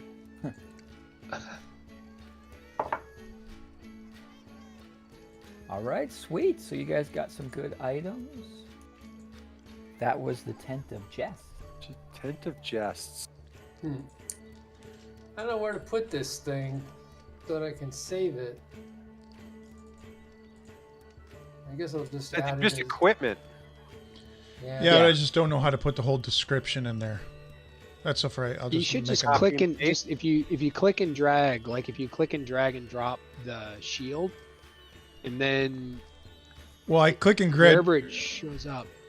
You gotta drag. You can't really put any. You can't really put any notes on it though. I can't make a note that I get that advantage roll once per day.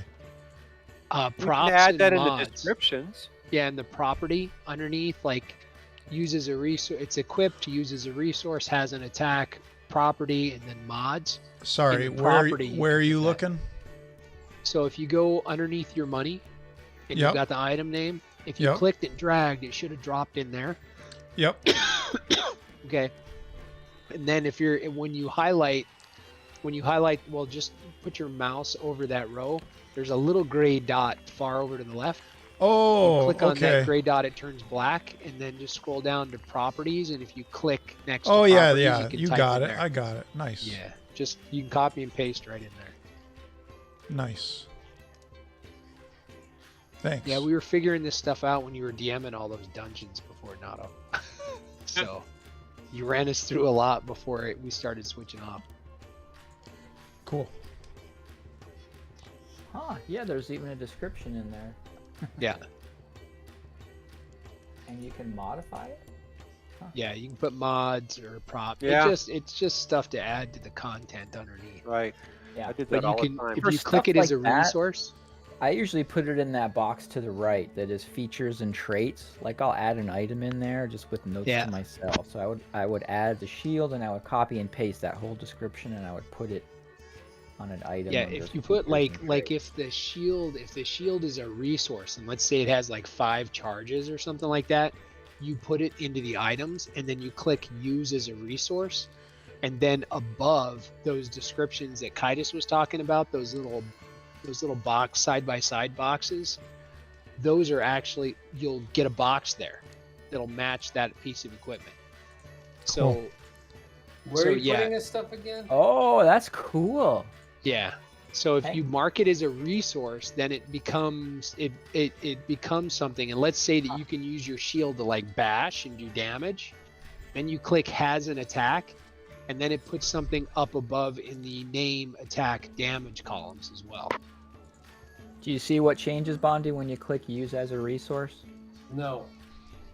It is like in the box above that where it says attacks and spell casting. Yeah, like where you've got like dark vision. I have dark vision, fey ancestry, orcish savagery, draconic interactions. That big box right above that are 2 small boxes. Typically, you may have more than 2. Class resource, other resource. Yeah. It's underneath flaws, directly underneath flaws. So if you go underneath your money in the item name, just click the gray box on any item over there. Okay, and you see how there's now 3 items: equipped, use as a resource, or has an attack. Yep. Just click use as a resource on underneath that, and then go back to those boxes under flaws, and it actually added that as a box under flaws. Yep. Because you have 6 uses right now, or whatever. Yeah. Yeah. So you would do that for your locket. Yeah. And then you track the resources over there. That's cool. That's a good idea. Total and then you 6. Get 3 per day back, or half per day. Yeah. And then you just have 1d6 per day, I think it said. Okay. Yeah, so I did the same thing. I said use as a resource, so I can remember I have that 1 charge of having an advantage roll. Yeah. Wait, what does my why do I have advantage on attack? Oh, that's from when we ate that stuff. Yeah, you guys haven't used any of those things. I used 1 apparently because I only have 1 left. I had written them down somewhere, but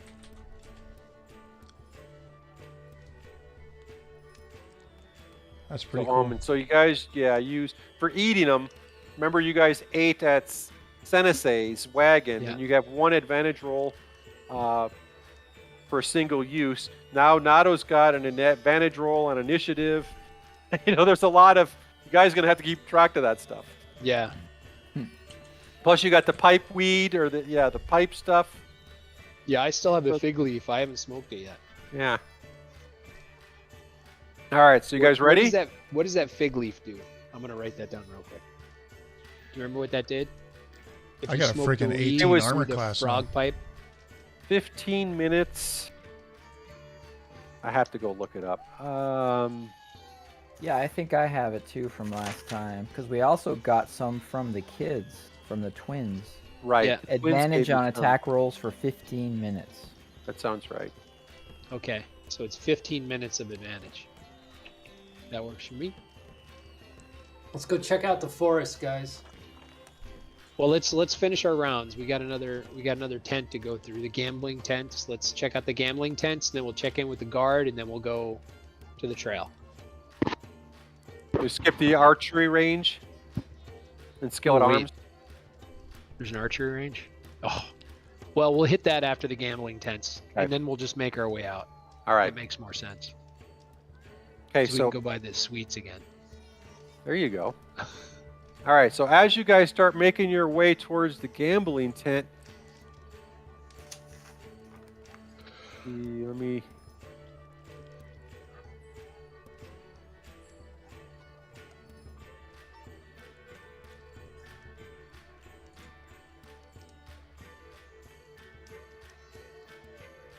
I think they're out of order. I'll rearrange them here in a minute. Okay, so all of a sudden, out of the crowd, you see these 3 people approach. 2 of them are in shining armor, clearly shining armor, and the other one's covered in like cleric-style robes. It goes, "Are you the Shazat folks that put on this horrid festival? You will shut down this carnival of wickedness and debauchery immediately and depart this place at once. You're corrupting the influence of the honest folks, and it will not be tolerated." So as they say that to you, they're pretty angry, and they start walking over to start taking the tents apart. Whoa. This is the people that we were warned about. Yeah. So I guess we're gonna try to convince them to stop. We're gonna be like, I immediately go over there and say, whoa, hang on, wait a second. What's going on here? So I'm gonna try persuasion, because that's what I do. So let me see. Hold on. I want to. That's my thing. And Kitus, don't you have that like booming effect you can do? I do. Oh, okay. Yeah. So with Fix, you're going up. So you can see that the protector. Let's see. Let me rearrange the order here. Let me put Julian there. So she's this cleric is flanked by knights on both sides. Yeah. So I'm going to cast this. I can't say that word. I'm not even going to try. No. But thaumaturgy. Gentle, like calming music sounds, like they're overwhelming instead of the prestidigitation. The pipes going on in the back. Yes, the pipes going on in the back. I'm like doing more, formal calming music, and I am going to press to digitation. Press. To digitation. Prestidigitation. Word. It's so I am going prestidigitation. to try to convince them that we hear your complaint. We're working on it. We just you got to give us time. We'll talk to the people who run the fair. We're just lowly security that we're just trying to keep people safe while they're here and protect the citizens of the local town. And I'm going on and on and on about how we're like doing everything in the service of the town, not for the service of this, and that we're trying to protect everybody and keep everything safe. And we understand your complaint, and we'll immediately address it with the owners of the carnival. Please, can we get you something, while you wait, while we try to get you a response. And your long-windedness takes 1 off your roll. So you go through that, explanation. Of course, you got Juliana's interest. She turns and says, "Why? I want to understand this. I understand that you want more time. I understand that, but don't you see this is corrupting people? Gambling tents? Whoa, cat! Whoa, it's big. Cat. And a giant cat that takes the party." So you got her attention, and she stopped for the moment. But you can see that they're pretty animate. That you've got drinking, you've got gambling. Regardless of, I'm just going to say this honestly. Regardless of your moral outrage, we do have a permit and permission to be here. Well, that's fair. And we will bring it up with the leaders of the event, but that is not us. We're just here to protect everyone and to make sure everybody has a good time. So if you'll follow us, we'll take you to... Where can we take them? The House of Ill Repute. We'll take you over to the... We don't want to take them to the... we'll take you over to the food wagons where you can sit down and relax while we then get the leaders to come back and discuss this with you. All right, roll again to see if you get them to follow. I gotta roll again? Yeah, you had one really good 13. So they begin to follow you. So where are you leading them to? To the food tent, to Circe's, and over to the food tent. Like there were tables and stuff, so we're gonna bring them over and set them down on a table and have some food delivered to them. And so as you're walking with them, one of the knights start saying, this is wrong, we need to dismantle this is wrong, we cannot let them get away with this, we're being tricked, they're tricking you, I swear, we're being fooled, they're casting a spell, this is pure evil. So you can see they're starting to get agitated again. So I'm going to try persuasion one more time. Okay. And just to let you know, if it doesn't work, they're going nighty-night. You better hope they're going nighty-night, otherwise... Well, we'll see what happens. They don't have to see me cast the spell. They'll just one will pass out, and then we'll like pretend they passed out from the heat or something. I don't know. And I'm going to go in the tent of Jess when I have a second, and I'm going to get our priest. So I worked on my persuasion again, and I'm like trying to tell him that, no, really, this is just, it's not our role, but what you're doing could hurt the people inside the tent, and we're here to protect the people, so our focus is to make sure that nobody gets hurt. And most everyone in that tent is a citizen of your town, so tearing it down around them would most likely result in injury for citizens of the community, and we can't allow that to happen. So we need you to come over with us and sit down, and we'll get you something to eat, and then we'll make sure that the leadership comes and discusses this with you orderly. Okay, let me...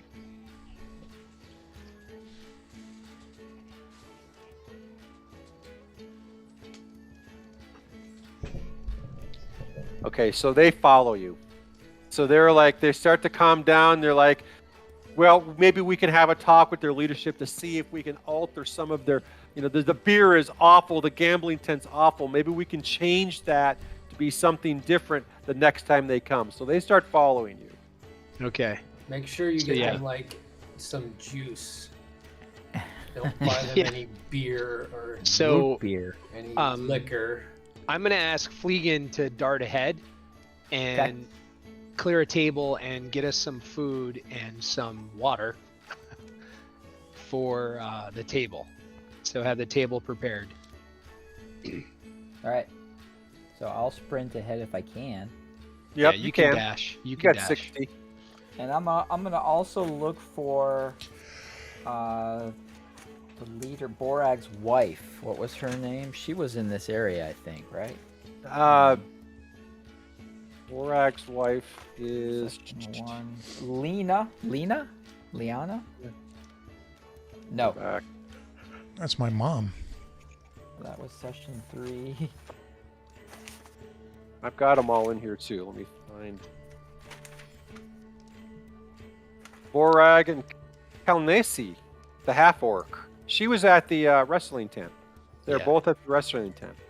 Oh, okay. It's kind of hot in a big-toothed masculine kind of way. She's a half-orc. Yep. Yeah. Well, I'm a quarter orc, so... But she's also like my mom, so that wouldn't really work. Okay. Yeah. I'll get some food quickly before they get over here and set up a table. Or clear a table if I can. Yeah. Right. So we'll say that it's getting later in the afternoon, so there's some people that are starting to shuffle out. So we'll say there is a table open. These people, the knight and Julian's start coming over. You can still, they're not convinced, but they're willing to listen. Yeah. So they come over. I think the table, which one's the food tent? The red and green? Or was it the blue and yellow? We'll say the red and green's the food tent. Yeah. So we'll have them sit there. All right. So they sit, and they're saying, I need to speak to your leadership. Yeah, that's what I was doing, by the way. I was not going with them. I'm going to get the leadership in the meantime. Okay. You're going to go over to Borag or... Yeah, Borag. Wrestling field. Kalnesi? Okay. Yeah. So Borag's standing there, and Kalnesi is in there just pummeling someone, just some townie. She's got 2 guys on. She's like, and smacking them, and everyone's laughing and giggling. She's just beating the crap out of these townies. And Borag's kind of just making sure everything's clean, no one's getting hurt. Then I'm going to say, excuse me, sir. Seems like we have a bit of a problem over by the food and drink wagons. He kind of looks over your side. Okay, explain. Well, it seems we've got a couple of paladins and someone of a very self-righteous religious background trying to dismantle our tents. We've managed to calm them down and give them some food, but they want to speak with a representative. He goes, yeah, I've heard a rumor about them, that they would be coming through. He goes, I'm glad you were able to calm them down. He goes, lead the way, I'll speak to them. So yeah, cool. We walk back over there. You're in trouble now. So Borag lets Kalnisi know, I'll be back. You just clean up these guys. I'll be back. So he walks over with you guys. And the three of them are sitting there. Clearly, they are able to get something to eat, so they're just snacking, very hesitantly snacking. But Borag says, okay, Fretnas, thank you. Thank you for bringing this to my attention. I will sit down and have a conversation with these three and see if we can come to a resolution that all parties can agree to. And I hope this won't affect any long-term relationship we have with your order. And then he looks at the rest of you guys and says, I've got this. You may resume. Wait. He kind of dismisses you. Good job, Almond. You may resume. So we're moving our way up to the. We're actually, since we're back this way, we figure we'll swing by the guards at the front just to check on them, and then back to the gambling tents, make sure everything's okay, and then on our way to the trail. How's that sound? Okay. So you come up close to the guards. The guards are basically more people are coming out now than going in. Yeah. So the guards are just making sure that there's really no drunken disorderly wandering out. But they're not paying that much attention. You know what I mean? They're just looking to make sure nothing gets out of control. People are, oh, this was so much fun. Hey, I got my ass beat. Hey, my fortune was pretty cool. Yeah, I stepped in freaking cow shit, man. So you're just getting a variety of all this, bumbling stuff. Oh, man, that puppet shows suck, man. Did you see that, man? Yeah, but they're designed for kids. Well, yeah, but still, So, really just kind of lighthearted. The guards are just there, just making sure nothing bad happens. And you can see people are still coming in. People are buying tickets to get into the show. So everything seems to be very cool up front. All right. So let's go actually peek in the gambling tents. All right. Gambling tent. Get that up. Which one of these can I buy crypto? I want to buy some crypto. Woo! $15 free crypto if you did that ad last night during the Super Bowl. Oh, that's so exciting. What kind of crypto? Crap. Bitcoin. Oh, almost legit. Bitcoin. Yeah. I still don't understand that shit. Okay. Let me show you the gambling tent. It's like the blockchain. It's like it's blockchain. It is, same thing. Okay. 3 colorful striped gambling tents are all in about 20 feet or so in diameter with red pennant banners flying atop each. These bunch of senior citizens with cigarettes in there. Yeah. These 3 tents typically demand more of your attention than others at the carnival throughout the day. A substantial portion of the troops' profits pass through here, and fights break out regularly, often. And the fights usually resolve themselves, and although everyone entering the tent seems to be having an optimistic attitude, they know that they may be in for some rough time one way or another. Still, the allure of big payouts draw many, and the diehard gamblers usually remain late into the night, long after the rest of the carnival is closed down. You can hear both cheers and anger grumbling as winners and losers receive their fates with the turn of a card or the roll of the dice. So do we want to check with the pit boss? So, as you guys are standing there, you see you see this guy is kind of the pit boss himself. His name is Tevrin Zess. So he's an orc like me. Yeah. So on your rounds of the gambling, you see one of the troops' 3 Gamish, head gamer Tevrin Zips, slip out of the back of one of the tents before discreetly tucking something into his sleeve. He gives you a wave and a wink as he turns to move back into the tent. A pretty half-elf slides up to him from the side of the tent into view. With a flirty, familiar look, she whispers something into his ear. Then, unabashedly, she leans into him and plants a long, deep kiss on his lips. I need you guys together. I need you to roll a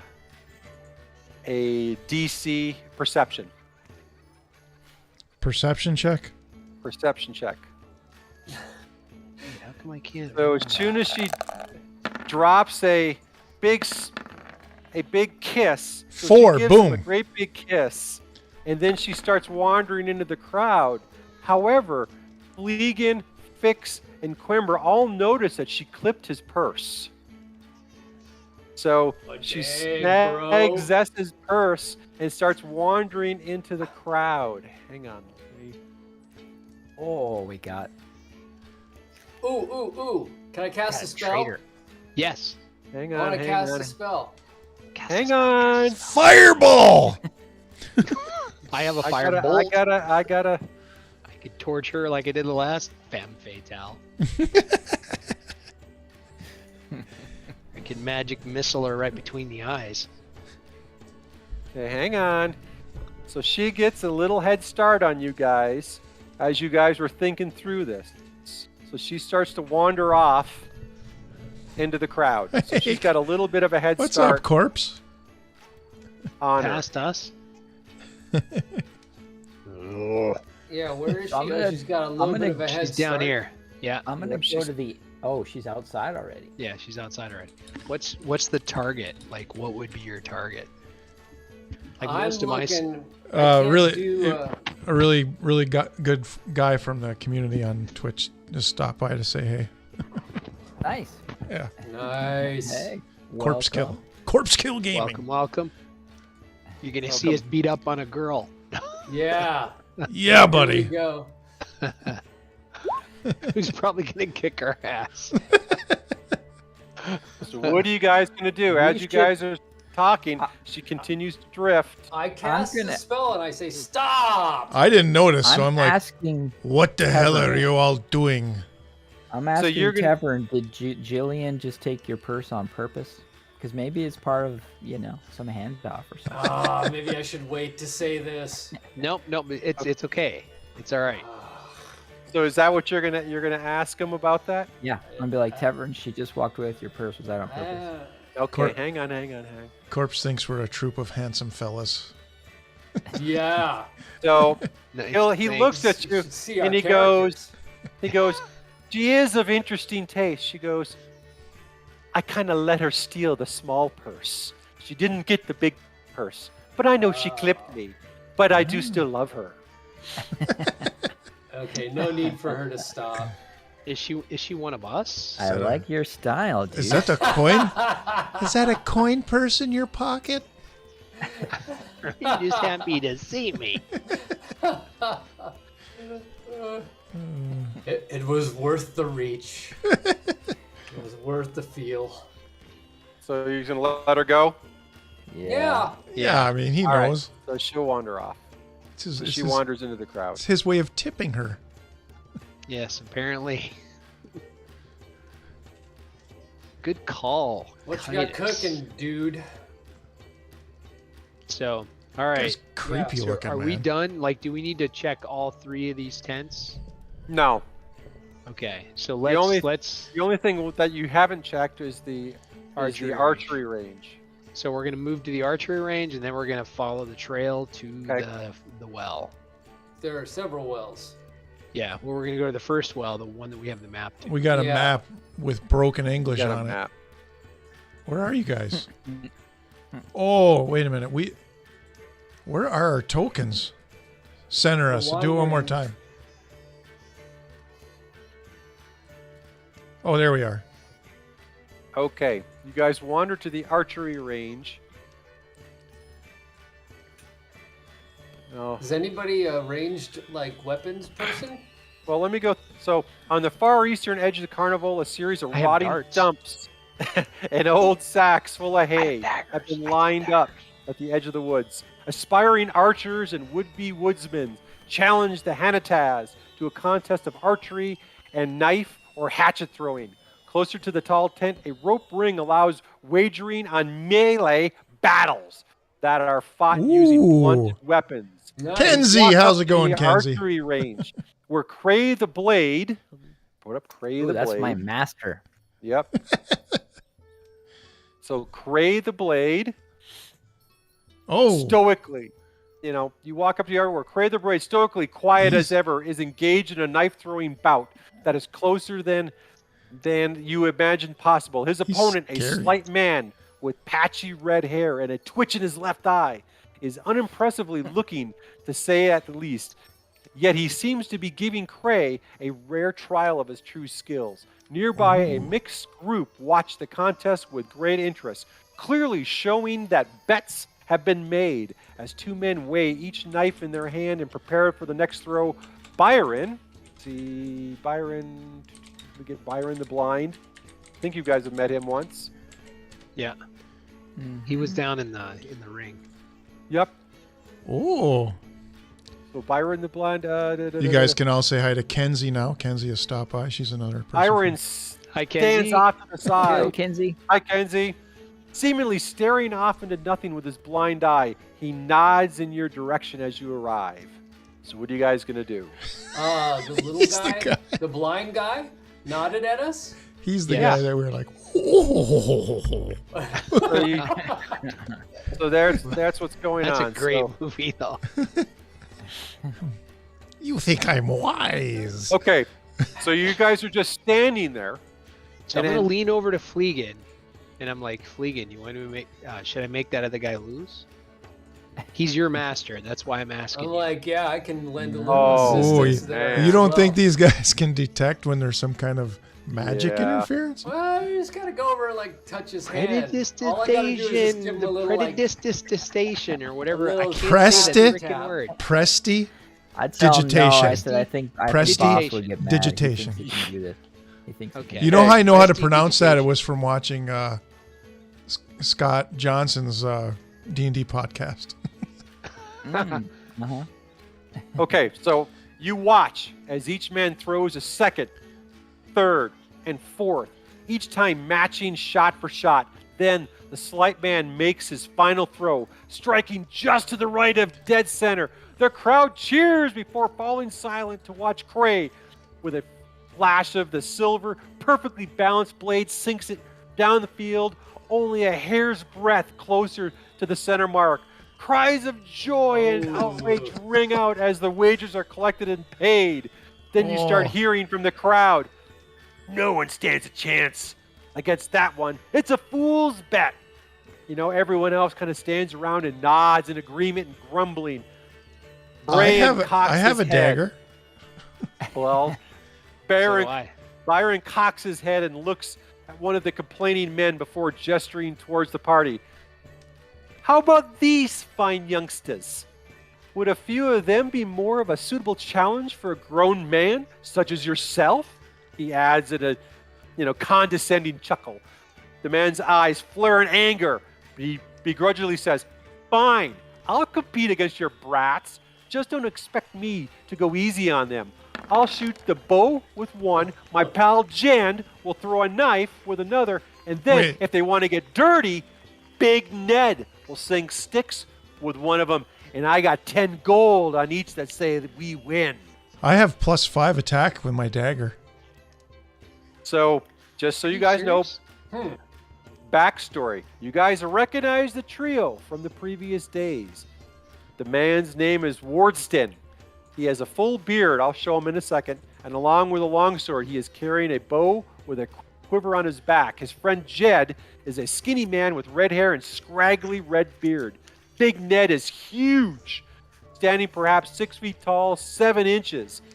He has a flat nose, long hair and beard, and a nasty We could get him to scar. play center.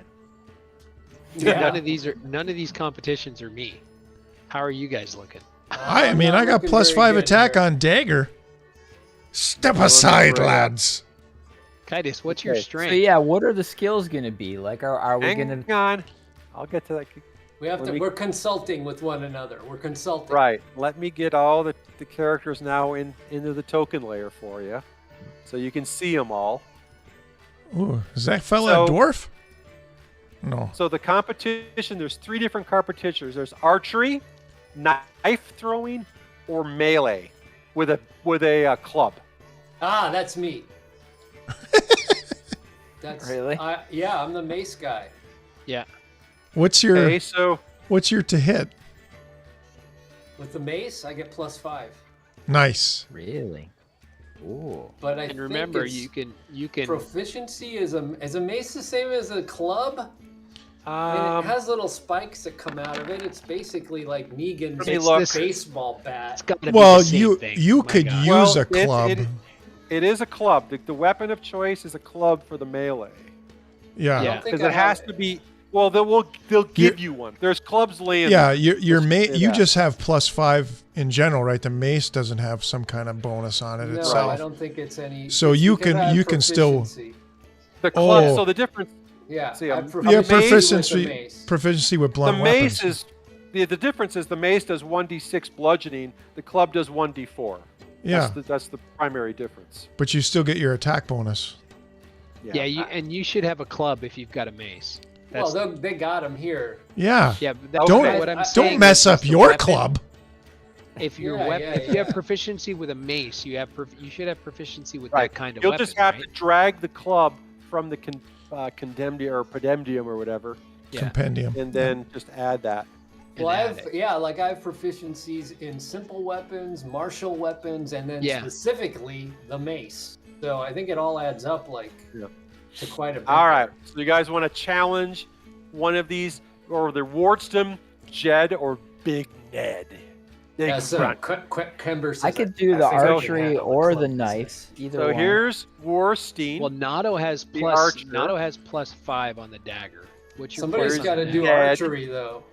I can't. I don't have archery. I can do the archery. And Big Ned. So 3 more portraits. Okay. Yeah. So you guys can pick your challenge. I mean, I'll throw the dagger. I got +5.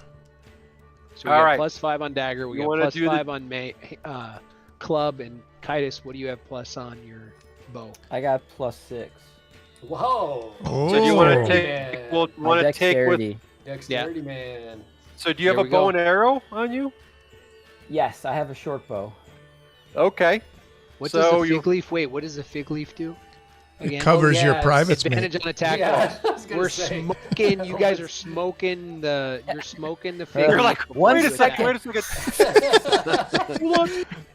All right. So all 3 you guys are smoking the fig leaf. Wait, 1 second. So let me drag a joke on this. You got to take that out of your inventory though, because we only have 1 drag each. No, but we got some more from the kids. You got a half round. Yeah. So they give you 2 rounds, so you have 2 more drugs people can from drag, kids.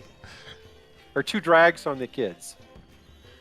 Okay. All right. Kids gave us weed. What does that give us? It's oregano. Advantage on attack rolls for this entire thing. So nice. You're rolling plus. You're rolling advantage. All right. Nice. Who wants to go first? Me. All right. So Nato, you're doing the dagger throw. Heck The yeah. knife throw. All right. So Jend looks at you and he's just kind of like, I'll take him. So the goal on this is the target has an AC of 13. Okay. So you have to hit. You're competing against Jen on throwing a dagger, turn for turn. So each turn, the points are counted up. So depending upon how close you are to the target. So a 23 or a nat 20 is 10 points. 20, 21, 22 is 5. 19, 18, 17 is 3. 14, 13, 15, 16 is 1 point. And then it adds up per turn. Each turn it adds up. I want to whisper something to Fix real quick. Okay. I'm going to say, hey, let's make a little bit of cash on this. I think we've got this. You can make side deals. You can absolutely get the crowd betting on this thing. Can I just gambling? All right. He's the charisma. You got to make sure you got the cash to back it, or it gets ugly. I've got 6 gold. There's 10 gold riding on it with the boss man. Don't write a check. That's the boss. Remember, that's the troop. You don't get. You don't get any of that money. Which one of these guys am I going against? I want to look at him, see what he thinks. So do you guys want to pool? You're going against. You want to pool real Jen. quick? Yeah, I'm gonna say Jen. Jen. So I'll bring each. Jen Okay, each one. Guys, each one of you are giving me 3 gold. Look at that ugly bastard. Yeah, that's cool. Yeah, let's do that. Each one of you are giving me 3 gold, and we're betting it. So, okay. So you guys are putting 10 gold on who? I'm gonna try to get in his head a little bit. Can I do that? What do I got to roll? We're putting Ventov. Yeah, we're putting. Yeah. What do I got to do to get in his head and give him disadvantage? 8 gold. 8 gold on Ventov. Yeah, I'm gonna do that. I'm gonna do that. Do an intimidation roll. I'm gonna do an intimidation roll. Try to get in his head a little bit. Yeah. I'm gonna say, you have a girl name. He looks at you and says, yes, but your weenie is that big. He goes, you don't even deserve to be out here. How do you he know? Just brushes off that intimidation. He's like, dang. Dwarves like, be packing. Show me what you got. I'm not afraid of you. I've been doing this all my life. Intimidation, man. I guess he's not intimidated by my 20. Nope. Wasn't a nat 20. All right, so Jen is like, bring it on, and all right. Basically, we got 8 gold going on. Ray is like, let's keep it honest, let's keep it fair. Oh shoot, my first roll is a 12. I missed. So your first roll is a 12. I missed the target. You missed the target, so it's a circle target with multiple things. You miss it. He basically winds up and throws and hits just next to bullseye. Oh dang!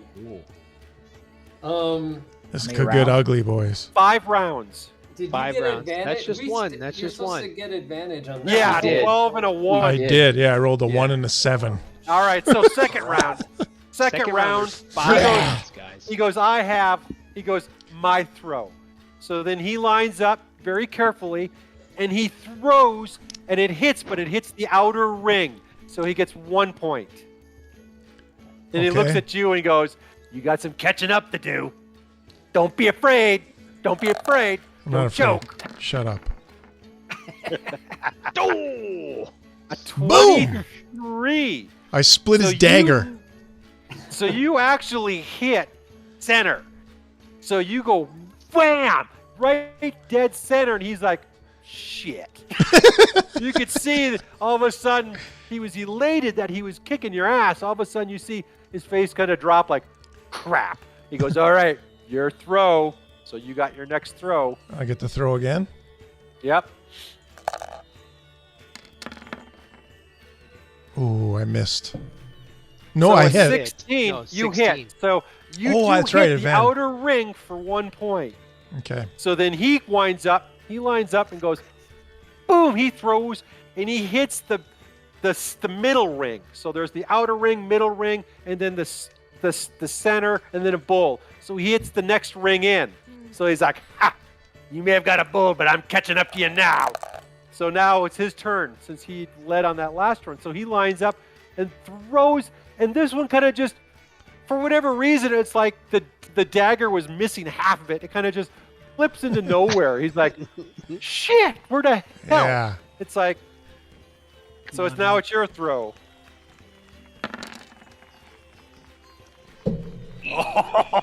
So you line up and you're like, you laugh at him. And I'm rolling at advantage. You missed the board too.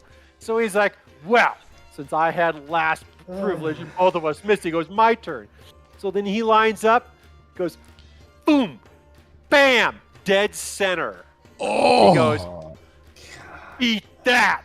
little freaking dwarf. All right, wait a minute. Is there any way that I can go over and touch Ventov without being noticed? No, that would actually probably be frowned upon. In fact, Brayard would probably frown on that. 20? So you throw again a 20. So you throw and you hit, but not the dead center. Corpse. So when you start adding up the score, you lose. So Jen is like, Everybody beat subtract you. 2 gold. So everybody loses 2 gold. Everybody loses 2 gold? You all bet 2 gold. 2 each. I It was don't- 19. Put in 2 each. The score was 19 to 16. Damn it! Okay, Kitus, you're up. We're all betting 2 gold again. I was rolling at advantage. I pre-rolled all these All right. guys, so I didn't have to do this. Oh, So I've got a So you got the I'm also archery. at advantage, and I've got a pretty good hit. So we could try to make our money up. Yeah. double or nothing. All 3 of you were going. 4, So 16 gold. Shit. Sorry, 4 guys. each, betting 2. Yeah. My we're bad. betting 2. Everybody's betting 2. No, I'm saying we could bet 4 each and get our money back. Okay, then we bet 4. Double or nothing, huh? Double. Oh, 16, All right. yeah. we're going to be everybody's betting sleeping in a All cardboard right, box. let me roll to see who goes first. Damn it. All right, so basically, Warriston looks at you and goes, since you guys lost the last round, I'll let you go first. So I look at him, I'm like, I got my lucky tattoos, and I'm rubbing my head. Now, which guy is he playing Did against? you touch Kitus before he went Bring into up, play? bring up his partners. Yes, Okay, I so did. he is playing against Warriston. And what did touching Kitus get? What did Oops. touching Fleegan give you? Well, here's the deal. Oh, wait, here's what? The deal. This is Hang a on. regular attack. That's his token. right? I It's wanna- an- there it's we an go. attack- Yeah, I got it. Where's Yeah. Warriston?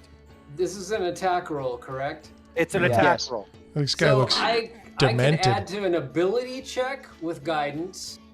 I can add to what's divine favor do? 5, 4, All right, we'll see how I'm 3, doing. All right, I'm gonna 2, fire. 1. Warriston clicked. says, take your I best clicked. shot. Yeah, I can't really. help Oh, with attacks. wow.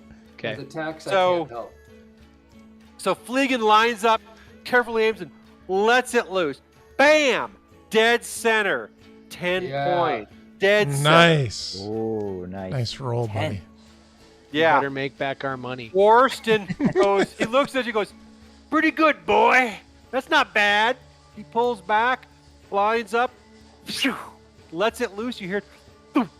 It hits, but not dead center. He missed it by about that much. So he scored just to the left. So he scored 5 points. Oh, we're lucky. So- That's good. So he Fleegan, looked you better at win you my and he money goes, back, or I'm going to be rubbing your head for luck for the rest of your he life. looks at you and goes, you won the last round. You keep shooting. You shoot next round. So I'll ask him, do you want to rub my head? He goes, I'll kick in your head and I'll stick it up your ass. You don't shoot your. I'm going to smile at him, and then I'm going to fire again. Here we go. All right. Missed the target. Oh, the dice are hot Rocky tonight. Harrogate, shing, right over the target. You hear this belly laugh. Oh, oh, oh, oh. Big Uh-oh. Ned's rolling on the ground with a club. He goes, where do you go, taunting? Well, you can't back it up, you silly little boy. You can't back that. So then Warriston walks up, lines up, shoom, bam, right underneath his last arrow. So they're literally Oh. right next to each Oh. other, side by side. Come on. He's got 10 Come on, points. Kitus. So then he's like, all right, I'm up, you loser. He lines up, shing, lets it loose, and it hits the middle ring. So it hits the middle ring this time. So not Okay. not the inner ring, but the middle ring for 3 points. And he goes, all right, you're up. Okay. All right, so I do the head rub again. Shoot Yeah, looking at fire him. my Don't look at the shirt off. target. Like, look at him. Oh! Oh! 17. No, it was advantage. It was 17 advantage. I advantage. still Yeah, get you're the at 17. Yeah, you're Oh, lucky. I thought it was an Still a higher 11. number. Yeah. So you line up and let loose, and it hits to the left. You still score points, but he's like, that's not bad. Not bad, son. So how many points was that? That was 3. 3 points. Okay. We haven't made So good dice rolls. technically, right now you're tied. No, you're tied right now. Oh.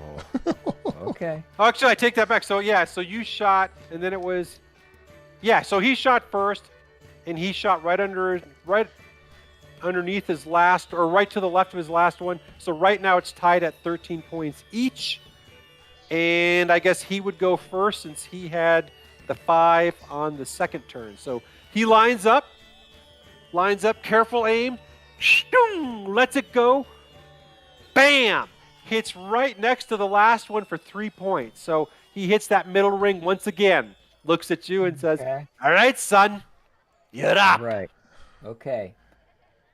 Is this arrow number 5? 4 shots, total of 4 shots? 5. We're on 4, but we have 5 shots. We're on 4. Yeah. Okay. So I'm kind of limbering up. I'm like stretching my arm. Big money, big money, big money, big money. No whammy, no whammy. Pull back. Here we go. Oh, there's a good one. 23. Oh! You line up and boom, you hit it right in the middle, right dead center. Nice. And you can see the look on his face, like, shit. Is that 10 again? He's got to That was split 10 your arrow. points. Yeah. Sweet. So that's almost a Robin Hood, right?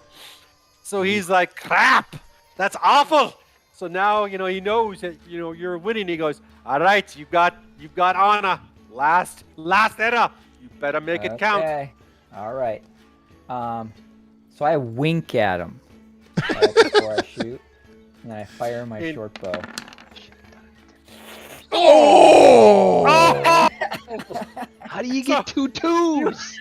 You line up and you fire, and again, it's another clean miss on the target, and you can see We have a Royston lead, look and though. says, all right, well, you So leave it's me with 23 to 13. He's got to hit a Yep. bullseye to tie. He goes, And then you you go leave to me a with 6th a very arrow. tough shot. Yeah. So he lines up. He's careful. In fact, he's taking a little extra time to make sure he doesn't miss. And literally, he lets go, and the arrow goes into the dirt. We had a misfire. He ran out of breath. A nat 1. I'm holding that One. shift key too long. One. Nice. So Guys, we won our money back. So Royston +2. looks, he puts his head down and goes, into the fucking dirt, I tell you. What the hell were these arrows? These arrows suck. I should have brought my own. Everybody's got 8 gold. Well, you guys, No, I'm taking I'm it out back there right collecting. yeah. I'm 6'1". I'm a pretty burly guy, even though I'm just. So yeah. 8 Everyone- plus Hey, 4. we- 8 plus 4 should So- should have all 12 now, right? Are we up now? Because we doubled. Yeah. No, We you. got 4. So we No, should have you 8. guys would be up 4. Yeah, we'd have 8. Oh, okay, Everybody 8. has 8 Got Everyone it. has a total of 8, unless Okay. they had more Yes. before, because Yeah. I only No, we split the pot. And we then- bet we bet 2 on the first one and lost. Now we get it. to watch. Now we get to watch Quember fight Well, a do we freaking want to? 6. Do we want to go again, or do we Go want to against bet? Big Ned. You want to go against Big Ned? That's no fun if we don't do that. Yeah. Oh, we got- Yeah, we did. Look on Bondi's face. That's right. In fact, I'm gonna have to roll. Yeah, so I have to get Big Ned's. I didn't pre-roll Big Ned. I didn't think you guys were gonna take him on. So let me get Ned up. I'm thinking he's got like +6 or 8 to hit. Yeah, plus. All What do right, we want so- to bet? we want to take the 2. money and run. What do you want to do? Well, it'd be kind of lame if I just said, you know what? I'd rather not. You're right. You're right. It'd be a You're total right. violation okay, so of the this one dude is code. a fight to the unconscious. To the unconscious. So you're fighting just straight up brutality with a club. You're banging on each other's head until But But I someone didn't drops. get this one. How many hit points do you have, Quember? How many indeed? 15. And Okay. can you cast us? Is there any spells we can cast that would give you? Be like, careful. Not for we better not cheat. attacking exactly, but let me think. Hang on. No, I- it's like So Divine Big Ned's leaning over. favor. He goes, "Get in the ring now, you chicken shit!" Or, we're even between the two of you. So we're gonna And bet you 2 can- each again. What's your You can armor see- class? Bring up And his you can character see- sheet. no, he's got armor. Bring up And his Brian, portrait. Brian's like, 16. Brian is like, we need to keep it honest, gentlemen. No fucking around. Bring his portrait He's a up. wizard. tricks. He'll know if you pull Minel, something. bring up his portrait. Who's a wizard? Bran. Well, what about that fig leaf we smoked? The little guy that you were. You're plus. That's okay. It just gives you that doesn't advantage make on any every sense. attack. So Bran the That's Blind good. is saying, keep it honest, gentlemen. Okay. But He's give saying me keep the it portrait honest. of We're the a big bunch of dude. Thieves. Okay. The crowd's mixed. It's like they're not sure who to cheer for, but they're like, wow, this is pretty good.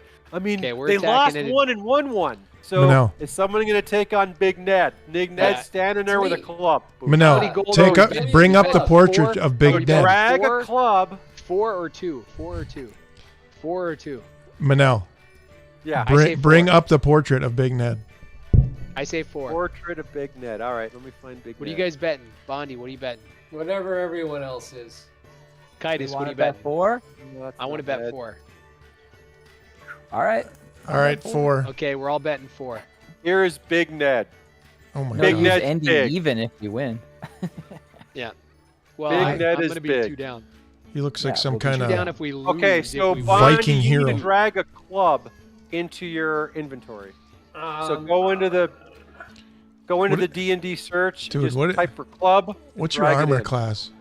16. Okay, that's pretty good. Yeah. I got to look up. I don't have any of Big Ned's stuff, so I Largely gotta due look- to your dexterity, I'm guessing. Yeah. Well, yeah. And I'm also I think it's also like a class thing too. Okay. You Club. don't have, Wait, I just added a club, but it didn't do anything. Make sure your sheet's not popped out. Yeah, it's got to be. You can't have a popped out sheet.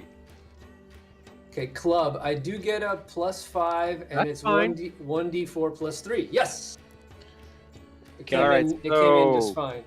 I got to drag Quimber into the ring. This is going to Where's be Quimber? interesting. This Big Ned versus Quimber, right up front. Here Ding, we ding, ding, go. ding, ding, ding, ding. And better hope he runs Aaron for the shit, Blind comes walking out. He looks at the two of you, and Big Ned, you can see he's got this Let's club. get ready to rumble. This is gonna be fun. buddy. Let's I'm get taking ready to 2 of rumble. 3. So he Kemper's says, "All right, like guys." Stone face, dude. Stone face. But then Quimber looks at you smile. and says, Nothing. Quimber kind of looks at you, or not Quimber, Baron kind of looks at you and says, I hope you could do it, son. So we'll roll for initiative. Maybe we Roll shouldn't for have bet 4. initiative. Yep. Okay. Or we're actually just going to go back and forth. So, well, no, we'll roll. Do You we gotta wanna roll. No, each- roll for initiative. Like whoever's gonna hit first. 'Cause That's he what could- we're Yeah, looking we got for. to do that. Because So let me Bonnie bring could give him a good freaking crack and he could be out. Right. Yeah. Where is the initiative? Except again? Something rolled a tells me this 7. guy's got like 26 hit points. Okay. Oh, it actually picked up Quimber 7. I got to bring up Big Ned's character sheet. Dude, I got nothing to help you here, man. I don't have anything either. I got like ability check stuff and like extra damage. Extra damage. Yeah, but it's all like spells, so they'd be able to tell. Well, like, where do you cast extra damage? Like, what do you do? Field of Faith gives me stuff to my armor class, but there's a shimmering field that shows up around my body. That's keeping it honest. That's you. Yeah, Big tell him. Ned rolls a 12 for Is it? initiative. Uh-oh. All right, so divine Big Ned's favor. coming in. Big Ned comes swinging in. Oh, And no. you guys see the rolls or not? Yeah, Oh. No, Yeah. let us see him. So- Why not? but you could heal yourself. They wouldn't it's right see there. that. It wasn't All right, a so nat, hang though. on. That's good. I can heal myself, and he wouldn't see that. Yeah. Yeah. I That's gotta true. look. You see what I'm saying? But it would Yeah. take up Big a round. Ned Uh-huh. comes in with his club and nails you. And he hits you for 1 point of damage only. Okay. So he just hits you on the side with 1 point of damage. Just kind of like brush my face. So take 1 point off of your damage. You got to roll. Take 1 point off, Quember. I did. Okay. All right, your attack, buddy. So I just kind of like, touched my face like a little bit right in the spot where he hit me. No expression. Nothing. Stone cold. And I like take the club out and hurry up, he's gonna swing. He's gonna swing back at me? Well, you're diddly daddling. Oh, I'm gonna rub my face. With the +5, buddy. Roll damage. So he must not have any bonus to his damage. Oops. I was gonna look that up. I think I screwed that up.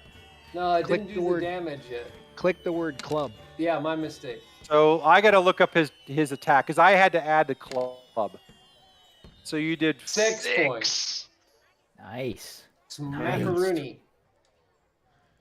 I got to look up the damage. So he does +4 damage. So Bondi, you took 5. Oh, I got it. Crap. Yeah, you took 5. 4. Yeah. That's a third of my hit points. That was me. +3. That's pretty good. So yeah, so he's got +4 on damage. I forgot to add that to the club. All right, and you nailed him for 6. Okay, so hang on, I got to go update his. Which one was? Green is hit points. All right. So both you guys pound each other pretty good. Are any of your heals not an action? Yeah, Bondi, I screwed up. Hang on. Yeah, I saw that. Why are you doing that to my token? I thought I was on his token. I'm sorry. My apologies. Okay. My apologies. I caught it. -6 to his. Okay. So you hit him, and it was a good hit. Both you guys clobbered each other pretty good. So we're going to do this in great fashion order, and we're going to re-roll initiative. Yeah. Yeah. Here it comes. Your chance to go first. Take him out. Wait. Don't I get advantage on initiative for some particular reason? No. Not unless you had Nados. Ooh, Ned rolls advantage 4. on attack. Please don't roll a 2. Nice. Yeah. Nice. So Quember got first shot at Big Ned. Ooh. So you're going to come running up and nail him. Yeah, absolutely. Oh, 16? 16, he's at advantage. So you hit him again against the side. Damage. Roll damage. Ooh, with the club. Nice. Yes. 7. Nice. Okay. So he's visibly hurt. You can see Big Ned is kind of limping. He's like, oh, but he's still going to get his shot in there, and he swings at you.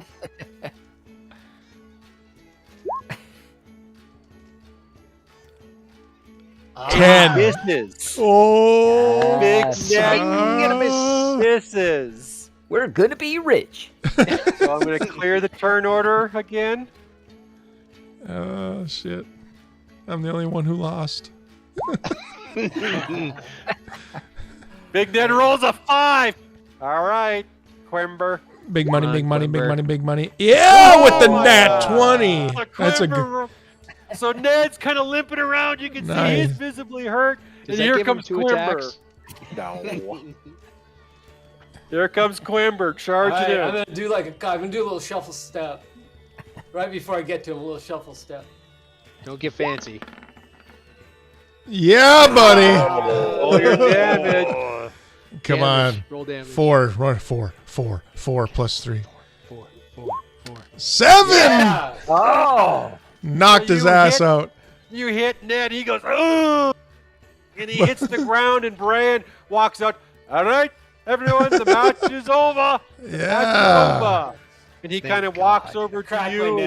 You see, I lulled you all into a false sense of security with my poor dagger throwing. We sharked them. 12 gold, though. They thought we were a bunch of chumps. Yeah, he kind of looks at you guys and he goes, those are some good shots. I'm glad we've been paying attention to I'm glad you guys have been paying attention to your lessons. So we bet 4? Yeah, we bet 4. And now we got 4. Yeah. So then Bran I'm hands up to 12. Same. Yeah, buddy. And we started at 8. 12 gold. Went down to 6. 1, 2. Bet 4. Now we're up to 12. So then I started at 6. Now I'm at 12. So Brian is pretty happy about that because he's collecting. He had 10 gold per bet.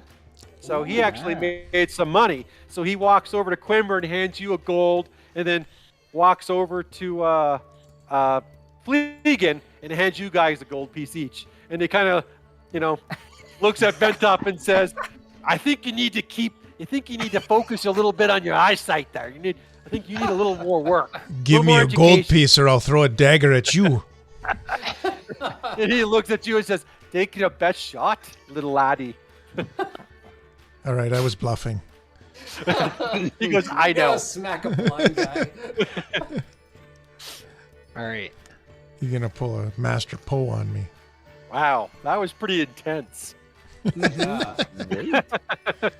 That's a cool segment. Let's go find the path. Who drew this line? It's down to the south. Yeah, there's a line hanging out. There's a few little lines hanging out around here. Yeah. All right, well, we're moving Smedley to the path. Yeah, and Smedley was watching that whole time too, so he came running over and says, "Hey guys, that was pretty good." High five, Smedley. Down. No, don't touch a kid's fingers. Oh.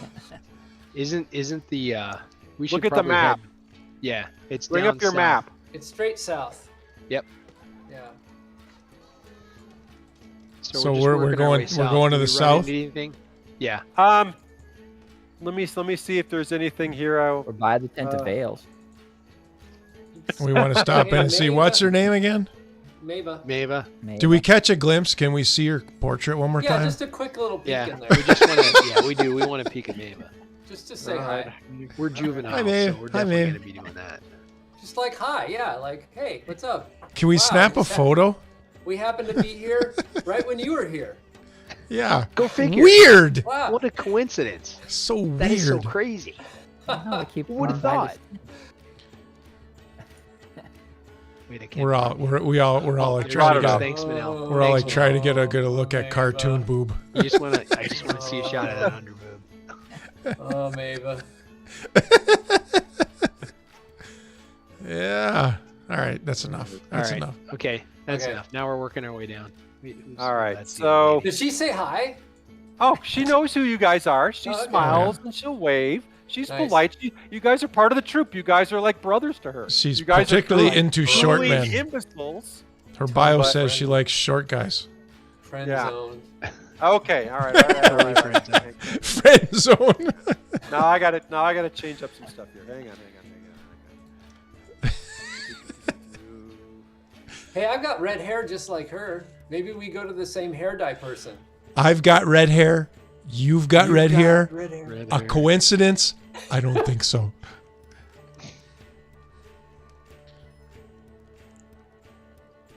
Hang on.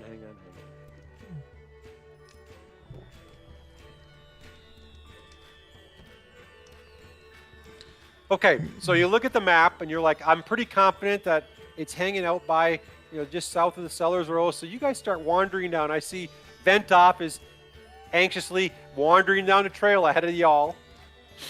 So you guys are I was just moving my icon down there. I didn't mean to be off. Yeah, he moved his icon to the... I'm actually right here by Fix. Okay, so what's your marching order? Get yourself in marching me in order. front, of course. Meat shield. Meat shield. Oh, does Quimber have to recover his hit points from that fight? Up the rear. I'm gonna heal myself real quick. Oh, I take that back. And at the end, Brian healed you all the way back to max points. Oh, thanks, man. Yep, and he healed, big. The other dude. The other dude. So basically, this was really just a test of, brutality. But no, at the end of the day, they don't want anyone walking away hurt. So he healed both you guys back up to max. Oh. In fact, if anyone else was injured, he healed you guys up to max. Excellent. So you guys should all be at max hit points. You do anything for my pride? Keep your arrow. All right. So you guys start wandering through. Titus, what's your armor class? 14. Okay. I'm a thief, so I'm not wearing big armor. Yeah. So you and I are both at 14. All right, so you guys start wandering. The map is fairly easy to follow, and leads you to a small glade just a few hundred feet to the southeast of Stoof's tent. Hey, quick question. Sorry. Yeah. Do we still have the navigation tools? Yes. Yeah, they're in my backpack. All right, just double check. Yeah. And we also, for how much longer do we have the advantage on attack? It's over. Is it? Yeah. Smoke some more. Yeah. Well, you can. Well, not yet. Okay. So, or do you want to? Center... Go ahead. No. Okay. Nope. Sitting in the center of a meadow is an old stone foundation, replete with partially fallen chimney. I'll bring up the picture.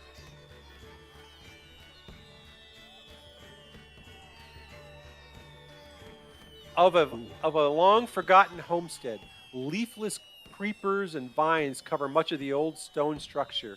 Near the foundation can be seen a round stone remains of lichen and moss-covered well. So you see a foundation, an old stone foundation, with a partially fallen chimney. And then also you see a well near the foundation. Okay. There's something about an old well. Can we peek down the well? Sure. Do a perception roll. To look down a hole? Yeah, I'll take a look. Yep. Okay. Well, depends on what you depends on how good you are at seeing. 21, baby.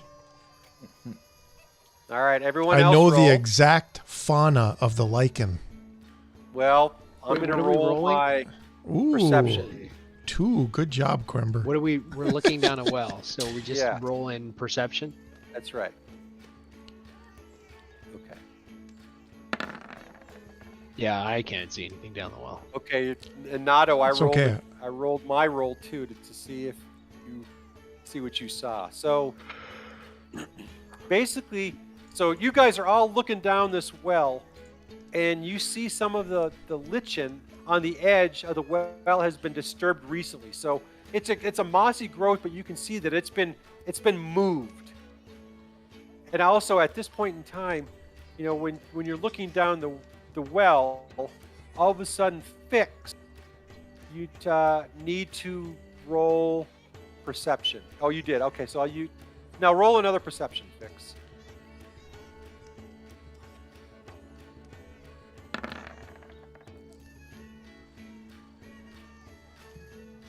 Okay, 5. Nothing happens. Nothing happens. So you notice the old well, you can see that there's been recent activity on the sides of the walls. Something climbed down the well. Should we check out the foundation and the chimney? Like maybe see if there's people way on down. each one or something, so we don't have to spend so much time. So yeah, 2 of us will also check out the foundation, and 2 will check out the chimney. You want us to roll? Okay. Hang on 1 second. Let's see what the.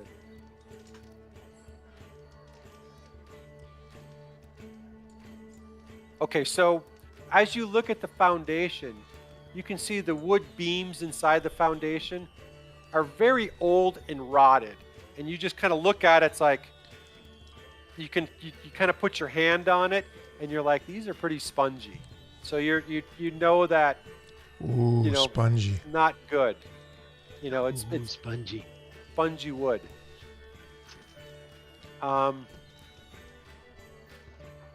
And then, so who was looking at the chimney? I'm gonna need another potty break here in a minute. All right. Who was looking at the chimney? I was about to say foundation, so it wasn't me. Yeah. So 2 were looking at the foundation, 2 were looking at the chimney. Figure that out. So yeah. So I was doing foundation. Me and Fleegan are gonna look at the foundation, and Quember and Bentov. Bentov right, are so going to they need to roll perception. And do you want to turn that happy carnival music down? Oh, yeah. Actually, you're out of the carnival now. Thank you.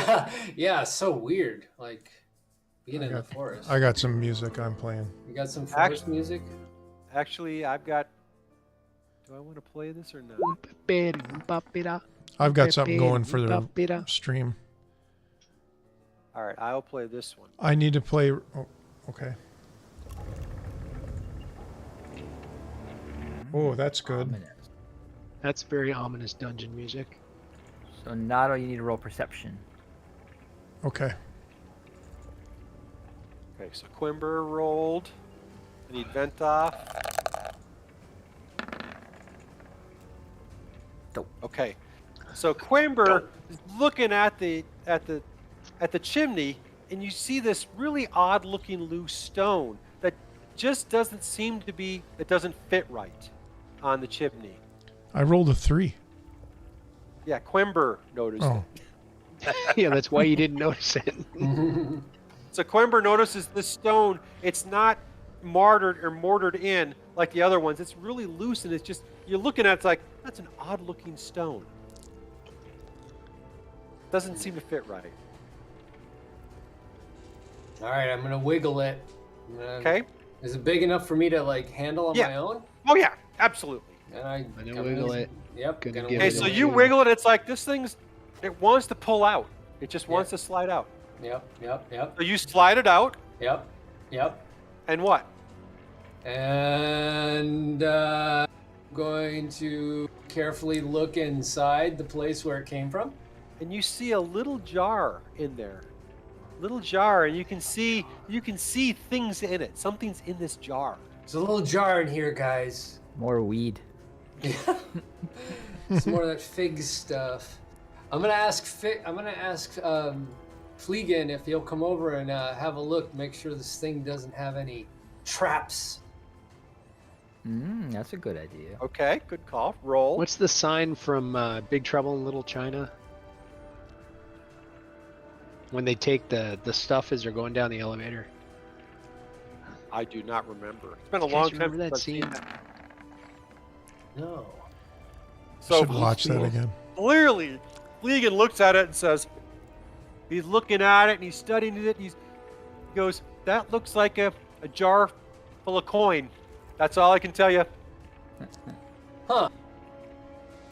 Jar full of coin. Do we need to identify it? Well, you haven't pulled the jar out. The jar is still in. I'll grab traps. it. I just Check for traps. Check Fleegan for checked traps. the traps. He I did. did. I'll grab it. Okay, so Fleegan's like, all right, nothing in here. He grabs it, pulls it out, and you look, and it's all full of silver. And you're like, whoa! Ooh, how much silver? 47 silver. Nice. Divide that by 3. Divide it by 3. Where do you get 3? 4.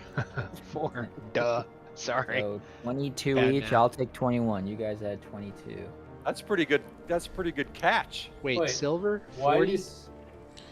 So how much do we get each? Oh, sorry, 11. Sorry, 11. Yeah. You guys get 11. I get 10. That's $10 each. The math whiz. Yeah, silver's $1. Isn't it 47? Yeah, it was 47. So you So guys it's 11 each each and then got 12 each. Yeah, 12 each. I'll get That's- 11. Yeah. that's a pretty Yeah, good there catch. we go. Oh, wait, that's Electrum. I'm at 42 silver. It's $42, man. Plus your gold. You guys are doing pretty good. Yeah. 41. Let's see. Looking at the economy, gold was worth $20. Yeah. So we're sitting on a cool $200-some here. Dang. Party. Rolling it in. Go back to that toy shop. Nato's got to soon. pee. Okay. Pee break? Okay. All right. Short Sure. break. All right. I gotta go at the door too.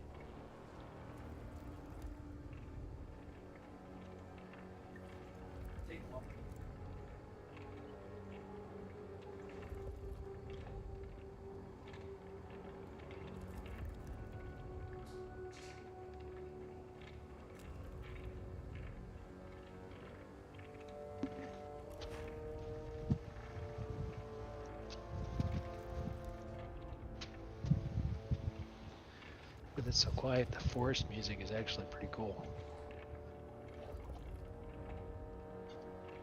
That's pretty cool. They gave me a handful of sound files. Nice. That's pretty cool.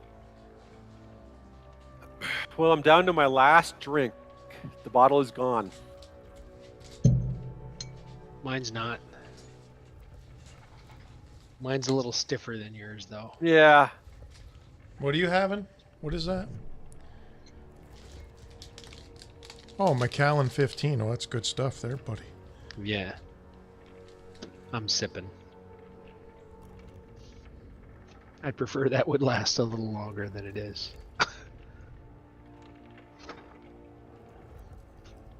Protein balls. Nice. What the hell are those? Oh my God. They're from balls? Built. I want to see what they look like. Yeah. What's the point? Yeah, I do. They're really good. Getting 200 grams of protein a day. That's the point. What the fuck are they? Look like a They pair have of something balls. inside? Yeah. It's a twig and 2 berries. Like, what's inside? What are you talking about? Oh. Natto's balls. Natto's balls. Natto's eating balls. Okay. Man, now I'm hungry. Hold on, I'm gonna go get a bar. These are the coconut almond ones. So there's like almond butter in the middle. Oh, dude, that sounds yummy. Protein balls. That's way better than what I'm eating. Coconut almond. They also have one that's like a chocolatey casing with peanut butter inside. Oh shit. There's the bomb right there. Chocolate peanut butter. I've been drinking chocolate peanut butter protein for years. It's my favorite.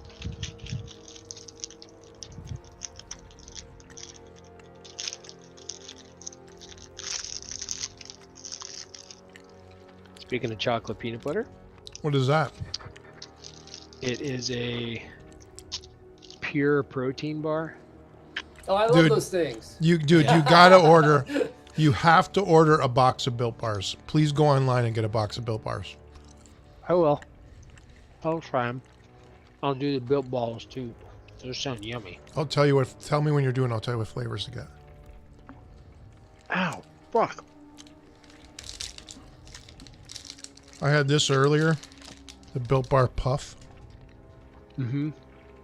Churro flavor. Really? Huh. You get that? I'll bet you that's better than any candy bar you've ever had. Oh, I know. That's why I get these things. Is it satiates my craving for candy bars. I get them at Costco by the case. Mm-hmm. Dude.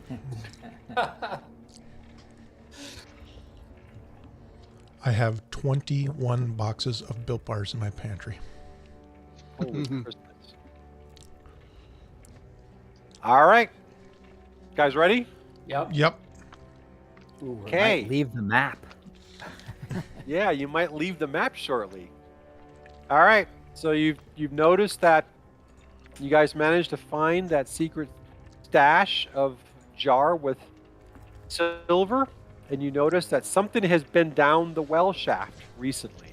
Yeah. I want to look at that map again real quick. Let's see here. Where is it? Items. Is it under items or handouts? Handouts. Handouts. You want the old well area? Number 61, the poster. Nope, that's the poster. You want this one? Mm-mm. No, the map. The map with the writing? Yeah. Oh, the map with the writing. Where is that? Let me see if I can find it. Damn. I'm looking through everything. I don't see. Hang on. It's towards the top, so it's this one here. Oh, there it is. Handout 5. 5. Yeah. So we're by the big old stump right now, or by the old well. Yes, you're at the old well. Okay, we made it all the way over there. Yep.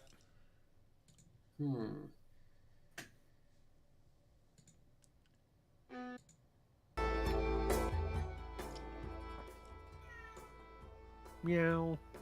Oh, my cat wants out. Hang on.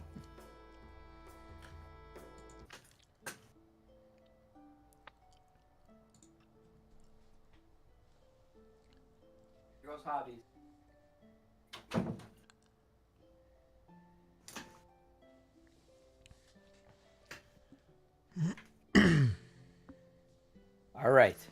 Can we send a light down the well? Anybody got like a spell we can? Yeah, I do. On there? I mean, I have a spell. I can make anything light up that you want to light up. So we could like throw a rock down there that's lit up, or that's a good idea. Tie something to a rope and lower it down. I don't know if you guys have any rope. Do you guys have any rope? Gee whiz. I don't know. I haven't looked into Not really. I have not a lot of stuff. Yeah, I was gonna say I have to go look at your guys' character sheets, to be honest. We don't have anything we can kind of lower into there? I don't know. You guys tell me. All right. Well, the old well is on the map, so I guess we definitely got to check it out. No one has any rope. I'm looking around going, does we all have rope. That's part of the standard adventurers deal. I have a priest pack. I don't know what that means. Like maybe holy I could do feather fall, and we can just all jump down the well. Dungeoneer's pack is in. How are we going to get out? All right, you got it. Yeah, I think Dungeoneer's pack has a rope. Just get a twig, tie the rope around the twig, and I'll make the twig light up. It's one of my. And then you can lower the. Yeah, you can lower the. It's one of my cantrips right here. Yeah. Hempen rope. Hempen rope. Uh-oh. Yep, that's good. No, that's what you want. We have torches too. We could drop a torch down. You just make the torch. This is a cantrip. I can do it as much as I want. Yeah, do the cantrip. Cantrip's probably better. If you lower a torch, you might burn your rope. Or it might go out if it goes into water. Or you could. Yeah, it's true. You could drop the torch. Okay, so we'll tie it to like a stick or something. Yeah, and I'll make the little stick light up. It's a 20-foot radius, and it's a dim light, but should be enough. To see 20 feet. All right, so you tie this twig around a rope, and you start lowering the rope down, and you keep lowering it, and you light it up, and you can see the shaft. It goes down pretty far, and it gets right to almost to the end of the rope. So you finally get to the rope, and you can see the bottom, and you can see it's about 50 feet down, truly 50 feet down. But you see that the bottom is muddy, but it's a dry well. So there's no water. You can see mud. And you can see moss on the side, and you can see, where moss has been scratched at. Like as if some fingernails on the wall. Lotion at the bottom of the well. No, you don't see anything ominous at the bottom. You can see it's kind of muddy and slimy at the bottom, but that's about all you can tell. Nothing. It's dry, so it's not like it's water. There's no water at the bottom. Well, Fix, you want to go down? Can we see if there's a tunnel going off one way or another down there? You can't see looking straight down, right? Yeah. You're looking straight down. You can't really tell. All right. But you can see that the light is not reflecting back. So the light is going out. So when you lower it, you can see light bounce back on the walls. But when it gets to the bottom, you can see the light is a little dimmer, as if it's not bouncing back. All right. Yeah. Who's gonna go down there? Well, here's the question. We're Mr. right at Dexterity. 10. Yeah, it's 10. We should pause. Yeah. It's getting late. Okay. All right. This would be a good place to pause. Yeah. I can keep going, but it's a good place to pause too. All right, so just making our notes. Dropped down light. Yeah, I'm going to write that too. And we can line up rope so that we can go down. Right, you can tie the rope. Feather fall? I have feather fall. We could do feather fall, but that's a spell. And Fleegan's got the thief dexterity. Well, you got the rope. You could just tie it off and climb down. Yeah.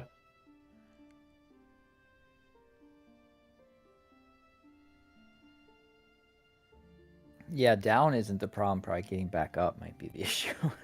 Yeah. Yeah, feather fall is not feather float. No. Only protects us when we fall. Yeah. So can we do next Sunday night? That will be a That's my non-school 3-day night. weekend. Yeah. I thought it was this week. It's next week. That would be really good. Next Sunday Monday, works great. Yeah. 20? Next Monday is President's Day. Yeah. I think the 21st we are driving to Baywood Springs to meet people. So we're talking 20th. Sorry, 20th. That's what I mean. 20th works good for me. Okay. All right. Yeah, it looks good here. And right, we can play like 4 hours that night. Well, Ullman's got to work. No, I can. Or wait, I maybe can not. I can do an extra hour. No, I work, but I can do an extra hour. 11 o'clock's not a problem. Or start a little bit earlier, 6 on a Sunday, or. I can start any time on Sunday. Yeah, me kind too. of up to the rest of you Bondi? guys. Yeah, probably. I'm okay if we start at 7 and go until 11. So if you can't start earlier, then don't worry about Why it. don't we tentatively plan to go at 3? Wait. Hold on. Let me get my son's soccer. Hold on. Well, Kate can take him. I'll manage. Whatever time we start, I'll manage. Should we say 6:30? Middle? Whatever. 6 is fine. Let's say Well, 6. 6 would be early for 6 you, Eastern, Bondi. and then We can We'll try say for 6. 6. If you need to do 7, you can always let us know. Okay. So, yeah, that's like 3 o'clock your time, right? Yeah. Bondi? Yeah. Okay. All right. We will try for Sunday at 6 Eastern. Mhm. So, be 4 o'clock Mountain, 3 o'clock Pacific. Cool. Oh, Oh boy. It's about to get good. it's gonna get. You have a new map coming finally. Oh wow. I thought there were no other maps. Yeah, you got a new map coming. So, all right, gentlemen, been entertaining. Thank you, Minel. Yeah. Thanks, All Manel. right. Good stuff. Right, Yep. thank Thanks, you. Manel. Yes, thanks, Manel, for the The prize. Okay. stream Appreciate it. is ending. All right. All Have a right. good week, gang. Yeah, All right. too. Guys. All right, you too, guys. Have a Later. good Watch Don't Titus. stop You it. need to watch that Vox. Uh-huh. Uh, Yeah. I will for If you sure. do, you got to check it out. I'll watch I'm some gonna box kick it. before our next play. Cool. I'm gonna All watch Vicky off the TV so I can keep watching it. All right.